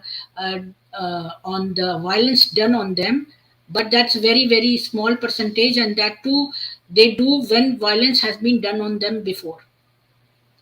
So I have not come across even one Hindu who has killed a beef eater. It would, if that was true, then they would be all the Muslims will be dead in India.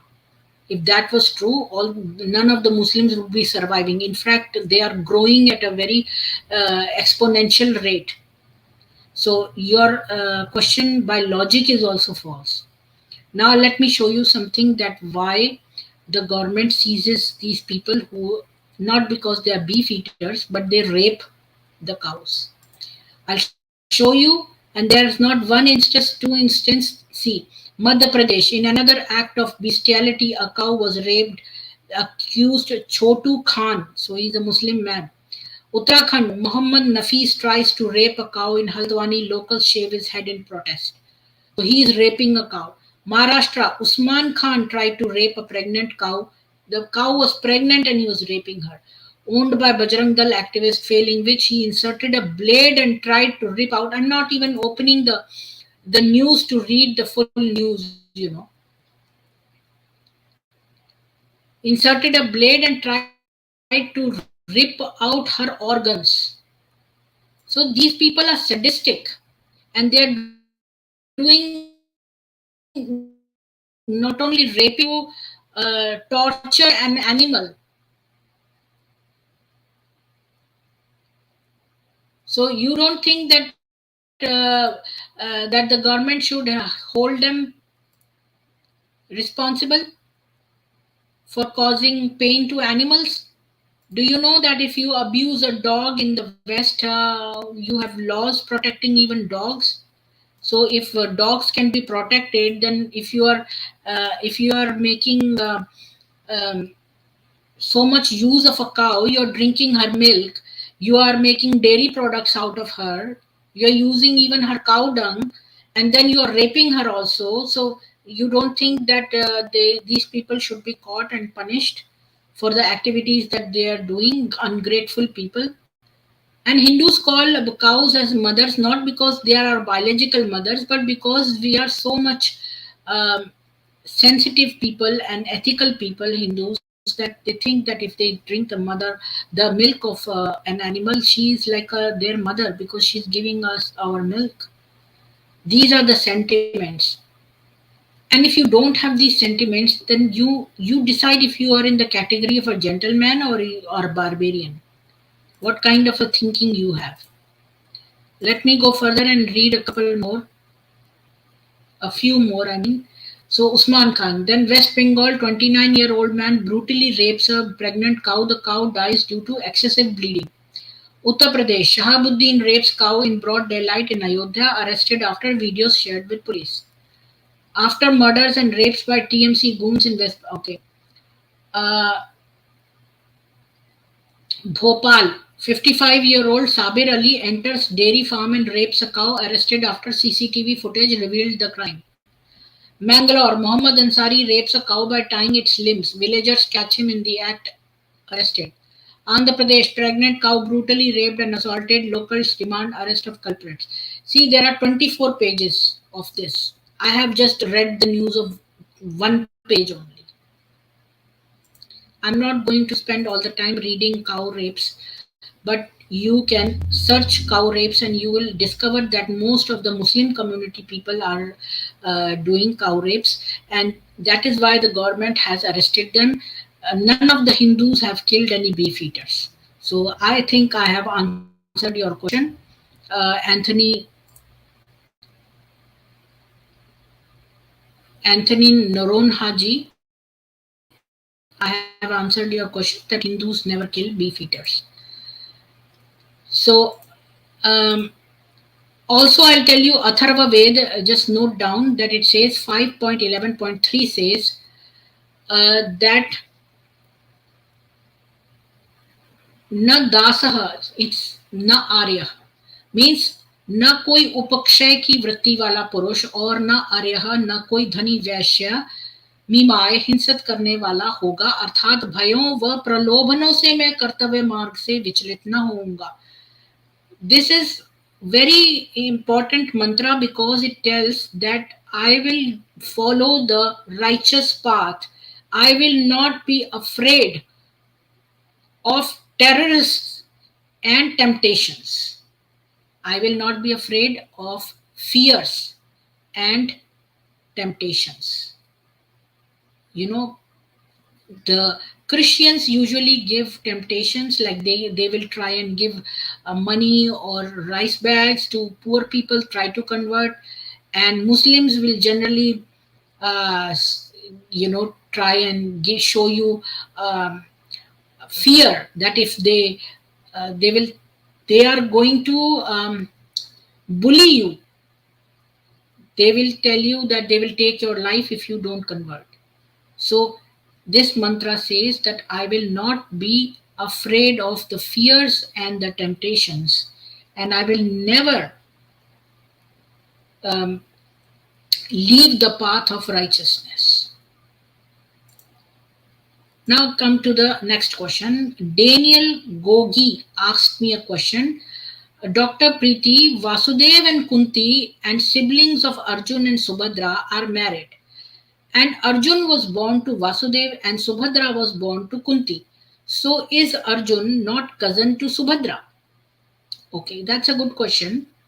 First of all, Hindus don't marry even the first cousins. You should know that. If this was happening, that people were marrying their own sisters, then the whole entire race of Hinduism would be doing the same thing, what their ancestors did. It is not like this. This is false. I'll explain you why. First of all, Kunti invokes Indra for a son at the request of Pandu. Because as you hear about the story, you know that Pandu was, he killed a rishi who was in the garb of a deer and making love to his wife in another deer. So he killed them while they were copulating. Not killed them, but injured them or whatever. So he had a curse that he will die as soon as he copulates. So he could not produce a son with Kunti. Now Kunti is a royal daughter-in-law, and she has to have an heir. So Pandu says that why don't you invoke gods and have a son? That doesn't mean you have sex with gods. Gods don't have sex. When they bless you with a child, the child comes in your lap. So Arjun was conceived using this mantra. So she invoked Indra and she recited the mantra, and at the behest of her husband Pandu, who could not perform coitus without surviving. So Arjun was not born from either. You know, he was a given child by Indra, God. So even though Kunti is the mother and Pandu is the father, but they are not biological because he was a celestial child. Subhadra's parents were Vasudev, father, and Rohini was the mother. So Arjun and Subhadra are not sisters. Cousins. I mean, they are not even cousins. Now I'll say Manusmriti, English, page 76.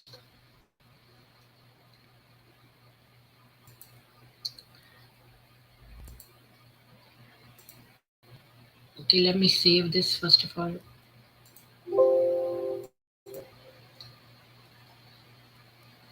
Okay, here. It says that these are the punishments if you have sex.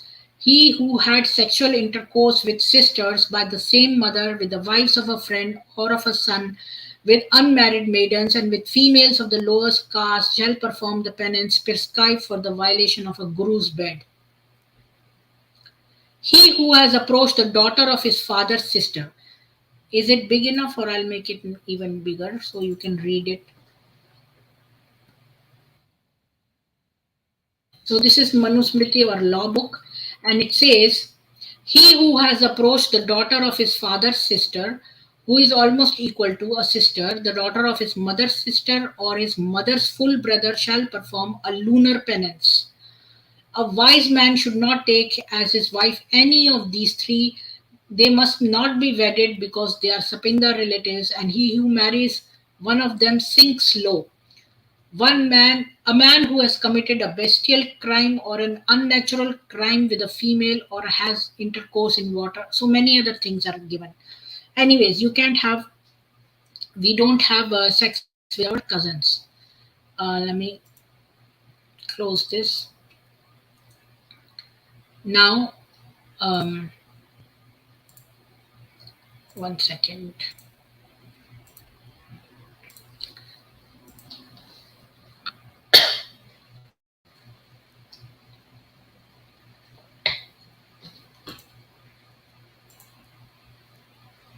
Yes, so I will show you something. I found this beautiful PPT, so I will speak from here only. It talks about the 18 types of women you cannot marry in Hinduism. Okay, so otherwise there are severe repercussions. So shall a man establish or enjoy a physical relation with women under no circumstances. A man is warned of having consensual or forceful physical relation with a virgin without marrying her. So virgin without marriage. So if you are having sex with somebody or live in relationship, that is sinful. A widow, you cannot marry a widow. Vow of celibacy. So somebody who has taken a vow of celibacy, who is a sadhavi, you cannot marry that person. Friend's wife, you cannot marry. See, even friend's wife you cannot marry because it's unethical. An enemy's wife also you should never marry. A pupil's or like somebody who is your see, this is very interesting. Pupil's wife. Do you know that one of this Islamic guys, he was doing a research under professor, and the professor he was in love with a girl, and they both married, and he was doing his PhD under this professor who was also Islamic, and he was old. The professor was old, and he suggested to this pupil that why don't you divorce her, and then I will do her halala, and then you can have her back. So the disciple, since he was doing PhD, he had to listen to his what do you call them, the guru, or so he divorced her, and the guru married her, and then he never left her.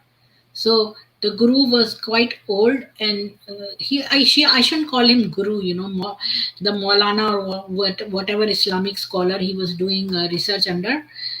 He was so malicious that he never divorced that girl, and he took his loving wife, who was so young, only 22 years old, and he kept her.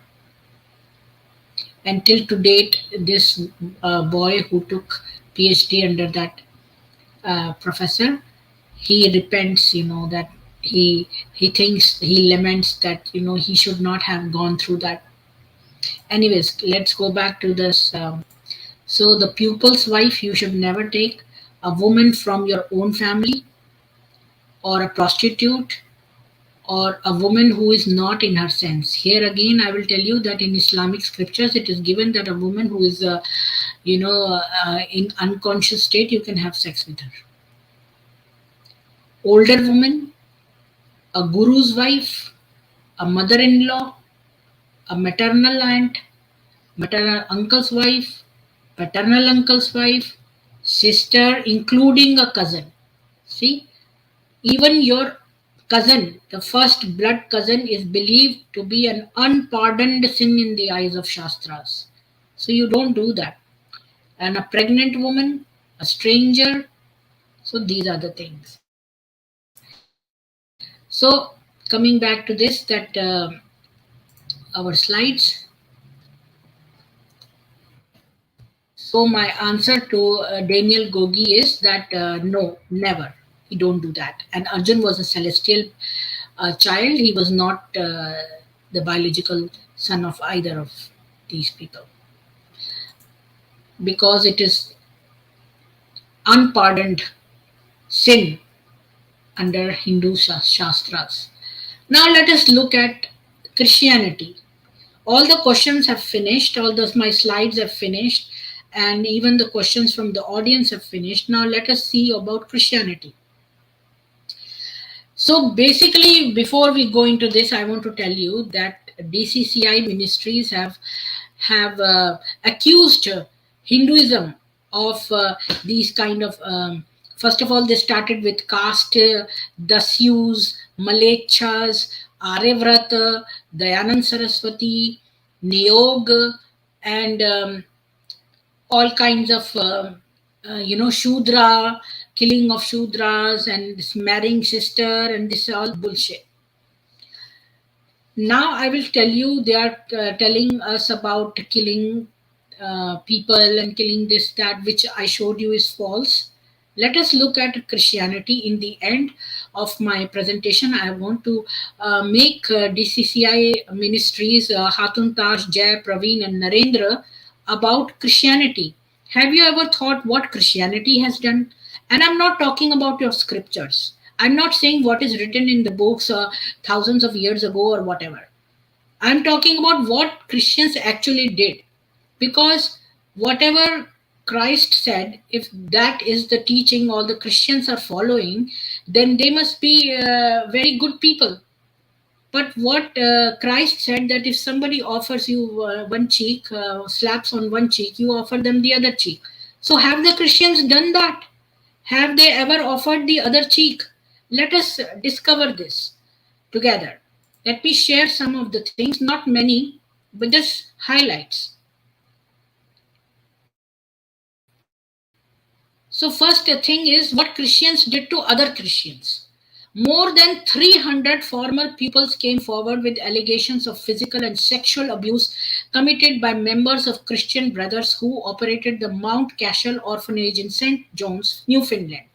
This was a very big case, and these children, these boys, they were abused, sexually abused repeatedly. And these people were in a convent. They were so afraid, these little children, to tell anybody of this sexual abuse. And now they have grown up, and they all have come together, and they have in separate interviews, they have exactly said the same kind of things when these Christian brothers who were operating this orphanage in St. John's, Newfoundland. Over 300. Look at the number of victims. And for the whole life, they have been scarred. Once you do pedophilia on little children, their whole life is scarred. They are worse than dead people, because they are living, but they have been abused sexually. Now, I want to tell you another thing. Murder of Irene Garza. I want to tell you that here I told you in the beginning of the presentation that when it comes to idol worship, I will tell you something. That if you look at Kriyanand, Swami Kriyanand of Ananda Sangha, you ask him about Hinduism, probably he'll tell you the best answers. And I quote his words, he says that Hinduism is not idol worship, but it is ideal worship. Now coming to idols. So we make idols because nobody has seen God. So you can either pray to him. It is difficult to pray to him like that. For simple people, they want to focus. For keeping focus, they want to keep some object as a focus. And what is the advantage of having an idol? Let me tell you one advantage. This woman, Irene Garza, she was a Spanish lady. She was very beautiful, and she was very educated, and she was very pious and very religious. She was a Catholic, and she was very religious. She used to attend the church regularly, and in Catholic churches, you have to confess every week. You are considered a good person if you go and confess your sins every week. So this lady used to constantly go to the church every week and do her confessions. And the priest that heard her confessions called her someplace, and then he raped her and left her body in the gutter. After that, the priest, after some time, he uh, uh, when her body was found, nobody said anything. She was missing. Then her body was found. Irene Garza, you can check her up in Google, on Google or any places. I've seen the big documentary of an hour-long documentary on her many years ago. She stuck to my mind because when I was watching her documentary, they said so many things like she was the best person one could even think about, because she was not only beautiful and educated, and she was very pious woman, and she was really uh, very much dedicated to God every day. So she believed in this. She said her internal secrets to this priest in her confession box, and her body was found in a gutter, and nobody knew what had been done. And later they came to know that the priest who raped her and left her for and tried to kill her, he went to this his seniors, and he confessed. But the seniors, Catholic churches are famous for not punishing the offender, but all they do is move them from one church to another. He was moved to a monastery.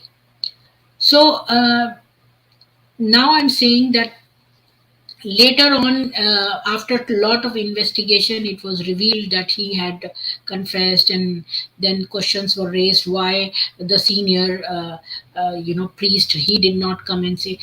In Catholic churches, they have this habit of making the a bachelor, a person who has is a brahmachari, the priest of high caliber, and he gets promoted faster. So these people want to maintain their positions of high positions, but they also are tempted by sex. So what they do is they don't marry, but they try and take it out on little children, just like this convent I was talking about, where 300 students were victimized. And this example of Irene Garza, why I'm telling you this is very important, because why can't we confess our secrets or confess? Why can't we confess to a stone idol? It is the safest means. We don't want to be, we don't want to be a victim like Irene Gaza. I'm not saying that every priest is like this, but there is risk. Why to take that risk? Why can't you have an idol and pray to the idol? Think of God and focus on an idol, and tell, if you want to empty your heart out and say all the secrets to your stone idol God, why not go for it? This is good for psychological venting out too. Instead of venting to a live person who can take advantage of your situation and murder, rape you, or do whatnot, like Irene Gaza was met with. So continuing there, I told you that, so the story of Irene Garza, murder of Irene Garza, tells us the importance of having these stone idols. It's better to confess to a stone idol than to confess to any priest or any man for that matter. Now, Christian Inquisition in India. So Hatun Tash and Jay and Praveen and Narendra Sahoo tell me that if Christ told you to give your other cheek also, then why are these Christians having Inquisition in India and forcibly converting? Actually, I'll tell you why. Because when in majority Christians do the same thing like it is in Islam. In fact, even worse. You know why it is worse? Because in Islam they cut your head, but in Christianity they will torture you first. The infamous Francis Xavier and Martin Alfonso were sent to Goa by King John III of Portugal in 1542 to initiate the process of converting Goan residents to Roman Catholicism. A disturbed Francis Xavier wrote to King John III of Portugal on 16th May 1546 to impose Inquisition on Goa in an attempt to discipline the residents and make them follow Catholicism. So make them follow Catholicism, forcefully convert them into Christianity. And this has happened in India. I'm not talking about other countries. I'm talking about India, and I'm talking about 1542, and I'm talking about Christians, and I'm talking about forceful conversion. And I'm telling only very highlighted things. You can go and read upon the Christian Inquisition. I'm not talking about the Dark Ages. I'm not talking about witch burning. Those convicted of following another religion were subjected to heinous punishments. That means if you are following Hinduism, Jewish religion, you will be subjected to heinous punishments, including public flogging, being put on the rack, burnt on stakes, and having one's nails and eyes crushed by bloodthirsty missionaries. In some cases, entire villages were burnt with the women and children taken as slaves. Large wheels were used for torture, with those convicted of following Hinduism or Judaism being tied to the wheel and then spun, with almost every bone of the innocent Hindu or Jew being crushed. If you read about, there are so many graphical details about the Christian Inquisition. I'm not going into all that. I'm just giving you brief highlight and asking you, Hatun Tash and your DCCI ministries, tell me why this Christian Inquisition happened when you follow Christ, who says that offer your other cheek also. Then why are you coming and forcibly converting? I'm not talking about Hitler or Dark Ages. I'm talking about Indians, Hindus.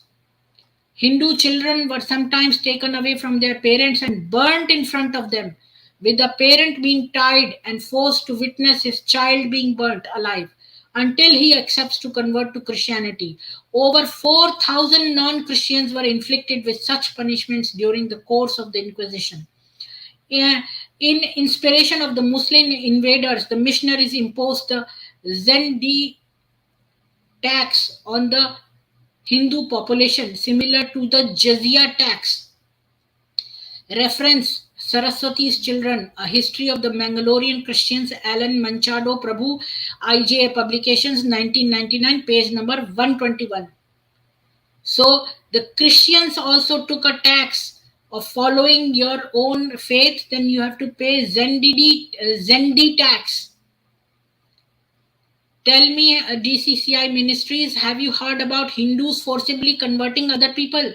In fact, Hindus are the largest pool from which of innocent, trusting individuals who are so simple that they make stone idols and they think and focus on God using idols. They are such simple people, non-violent people, and they are being converted by both Islamists and the Christians.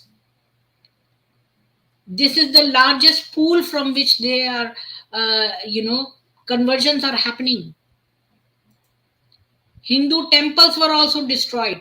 Exact data on the nature and number of Hindu temples destroyed by the Christian missionaries and Portuguese governments are unavailable.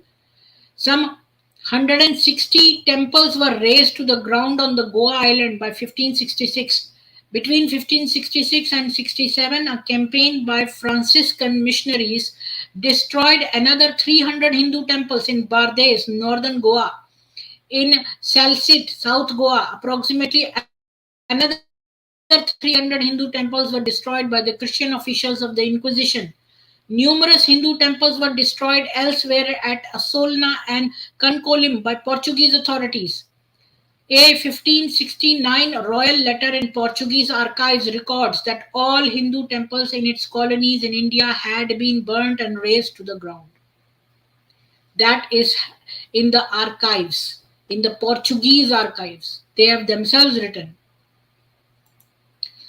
There is a book written by Ananta Priolkar, and he describes the account of a German doctor.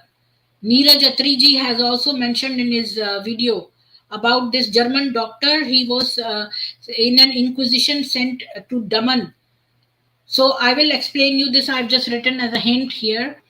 Actually, this German doctor, he was visiting India, And at that time, Inquisition was happening, so he was also taken into custody and he was sent to Daman. Goa, Daman, and Diu. These are three nearby neighboring cities. So he was taken to Daman and he was put in a building which was a two-storied building. And the first story, it was the even the size of the room is given, but I have not noted all that because it is too detailed. About 25 people were in that small room, and it was so filthy. And there was a bucket of poop, like anybody who wanted to poo or pee, they would do in that bucket. And they had this the smell was coming, it is an open bucket. The top story was of female prisoners, and they were pooing through, there was a hole in the ceiling and they were pooing directly down. And the smell and the stench was so great. But this German doctor was not afraid of that stench. He was caught in there. He was kept in that room. He was afraid of the Inquisition. He writes in his diary, which was later found, that I am so much afraid of the what is going to happen tomorrow than the stench which is coming from this poop which is following from the first story, from the top story. So that's what it is written. So you can imagine how much afraid or scared he will be.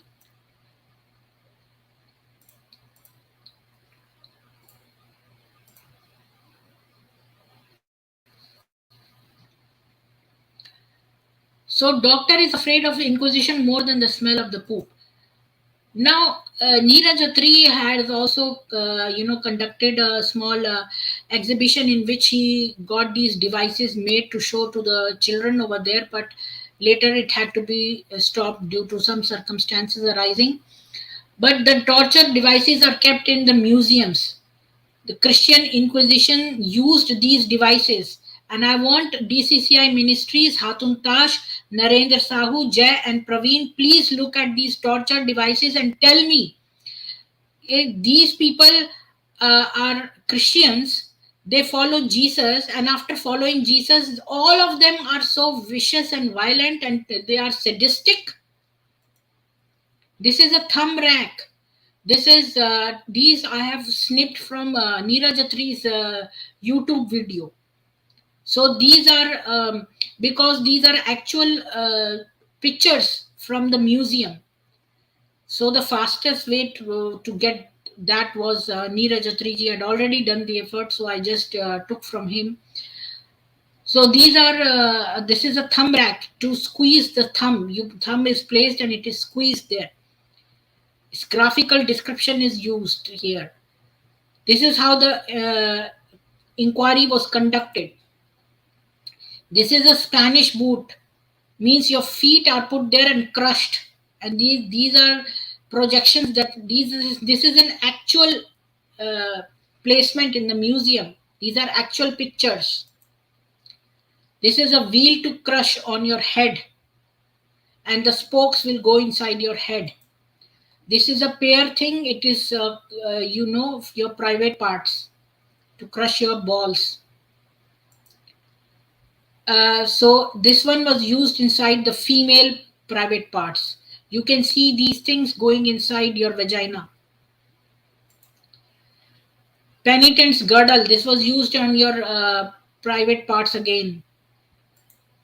Breast ripper. The name itself tells you what it does. It rips your breast out of your body. Breast ripper and testicle crusher.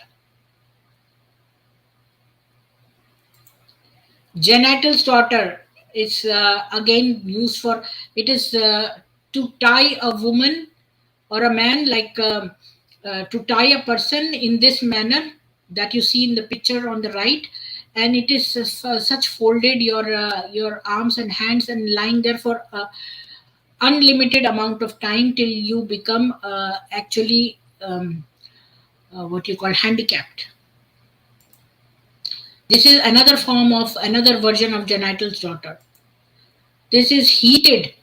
This is a mask, and it was heated and placed on the pagans, and the tongue, and in the back there is a projection which crushes the tongue, so that you'll not never be able to speak. And this mask was heated and placed on the face, and then they were taken for a parade. You can see in the picture, this is how it went.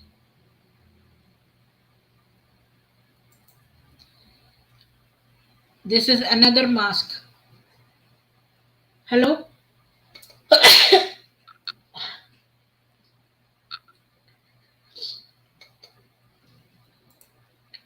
These were used on Shaivite Hindus. You see, these Shaivite Hindus had these hair in that fashion. They were used on Shaivite Hindus.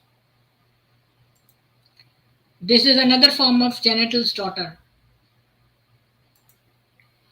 This is another form. See, the man will be placed like this, and they'll be crushed like that.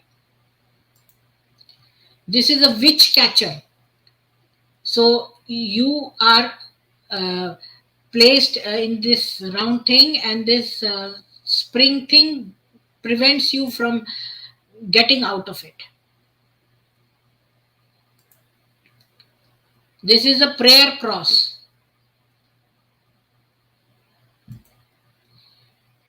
This wheel is used to crush you. You are placed in there, and your body, the wheel goes inside your body and it crushes it. Garrote to crush the neck. Skull crusher. Different type of skull crusher. Another type of skull crusher. Fire torture. So fire torture was this looks simple, but it is not simple. It is a heated place in which you were kept, and fire was burnt. And like here, you see over here in this picture, the leg of the man is tied on the top. His head is down. The legs are up. In this picture, like in the picture it is shown. And then there is fire burning from below. Fire torture usage, this is the artist creation. The museum pieces I showed you. This is his legs are in this hole, and he is lying upside down, and then his the feet, the sole of his feet are lit from the back. The sole of his feet are also, and the fire is burned from down also. This is disembobbiler plank, to remove the ribs. They will crush your ribs and take, actually no, not crush the ribs. When you put there and then you turn this, one ring of your rib will come out, and it will roll up in a spiral form. So all your ribs one by one will come out and roll them up. This is also a ripper. You can see from the diagram, we don't have to explain that. It's cutting from the, hanging a person upside down and cutting from the middle like that. This is the ripper. This is called Judas cradle or vigil. It is like a conical thing, and the person was placed to sit on this like this. So I want to ask you, Hatun Tash and Jay and Narendra, Sahoo and Praveen, tell me, you are the follower of Jesus Christ, who has said that give your other cheek also. Then you are committing all these Christians. I'm not talking about Dark Ages or Hitler burning so many Jews. I'm talking about these Christians coming to India and forcibly converting Hindus, and they are punishing people, and Inquisition holding them, asking questions, converting them forcefully, and torturing them. So you are not less than Islamist when it comes to violence. I would say that yes, Akbar, he skinned people alive. He cut the heads of people and made monuments out of them. But you have not left any stone unturned when it comes to violence. You have tortured people, you have tortured innocent Hindus. About like 4,000 Hindus were tortured like that. So I will say in the end, I have come to the end. I'll tell you about Hinduism, what Hinduism says. There is a shlok which says, Ayam nijaha paro veti gadana lagu chetasam udar charita nama tu vasudhaiva kutumbakam. It means this is mine, that is his, say the small minded. The wise believe that the entire world is a family. This is what Vivekananda said in Chicago conference, and everybody stood up to the young monk. So the whole world is a family. This is what the Hindus believe.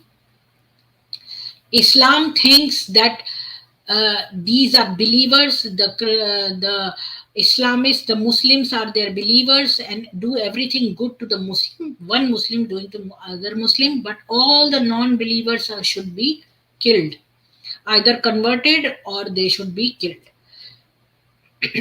Christians believe the same thing. Actually, I left Christianity when I read Islam because Islam people are foolish. They actually copied it from Christianity only.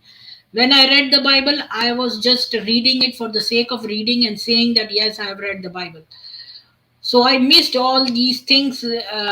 If you go back and read it, there in Old Testament, there are so many things on slavery, on apostasy, and there again those who believe in Christ, no matter how unrighteous they are, they will go to heaven. But all the virtuous people, let me say it this way, all the virtuous non-Christians will go to hell. So that is what is written in this shloka, that this is a small-minded mentality. When you say this is mine and that is there, when God is one and he has created everybody, all the creation are his children, then why would you put somebody in hell? You will think the entire world is a family.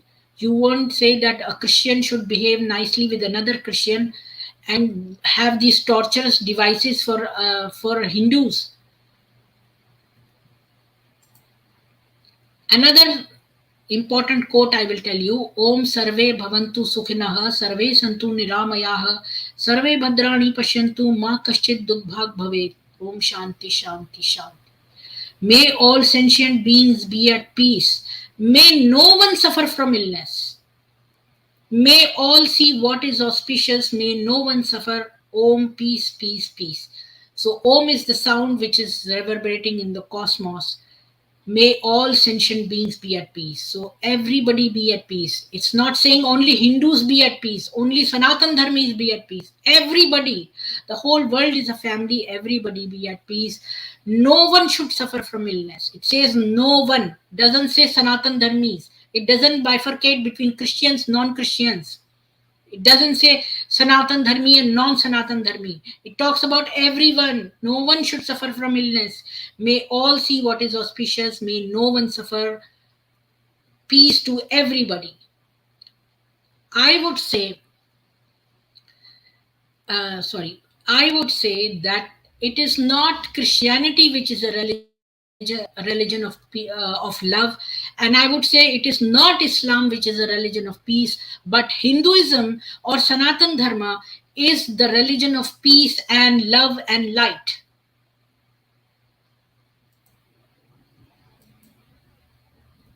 Thank you.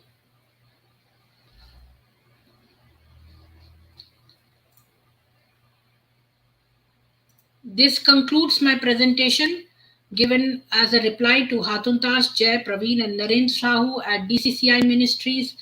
And if you have any queries, you are welcome to contact me, and my email address is given on the screen, which you can take a snapshot. Please, everybody, like and share the video as much as possible, so that if people have similar queries or questions or doubts in their mind, they can listen to both parts of these two videos that I have created yesterday and today and solve their queries. And any more queries, you are welcome to contact me at my email address, and I would answer all your queries. If you have too many queries, I can set up a stream, and we can talk on live channel, and we can discuss. I appreciate everybody for listening to me and going through all these slides. And thank you, DCCI Ministries, because you gave me an opportunity to solve all these queries that people have in their mind, the doubts in Hinduism, and to remove the fog in their mind and to correct some of the malicious things that people have done. I assure you that Hinduism has the best of ideals that I have ever found. And not only it is ideals that are written in scriptures, just like in Christianity, but they are not being followed. Hinduism, all the scriptures are being followed, even though people don't go to the temples, but yet by nature they are all innocent. The Hindus are mostly innocent and non-violent. They even are vegetarian, most of them. So they don't, you will find that Hindus are mostly trusting people, very innocent, trusting people. And that is why I discovered this later in my life, too late, that I was seeing a whole community of people who are so trusting, innocent, childlike, and they are being abused either violently or by tempting them with some rice bags or things like that. And no, we follow dharma in our, see, we are manasa vacha karmana, means by thought, by deeds, and by our word, we are the same. So it is not even important to write in the scriptures, it's more important to follow what is written.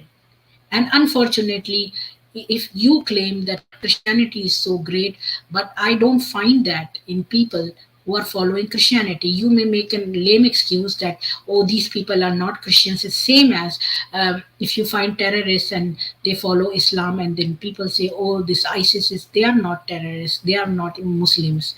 But where did all so many people in so much quantity get all this viciousness from? Where is it coming from? Why do people want to convert people to Christianity forcefully?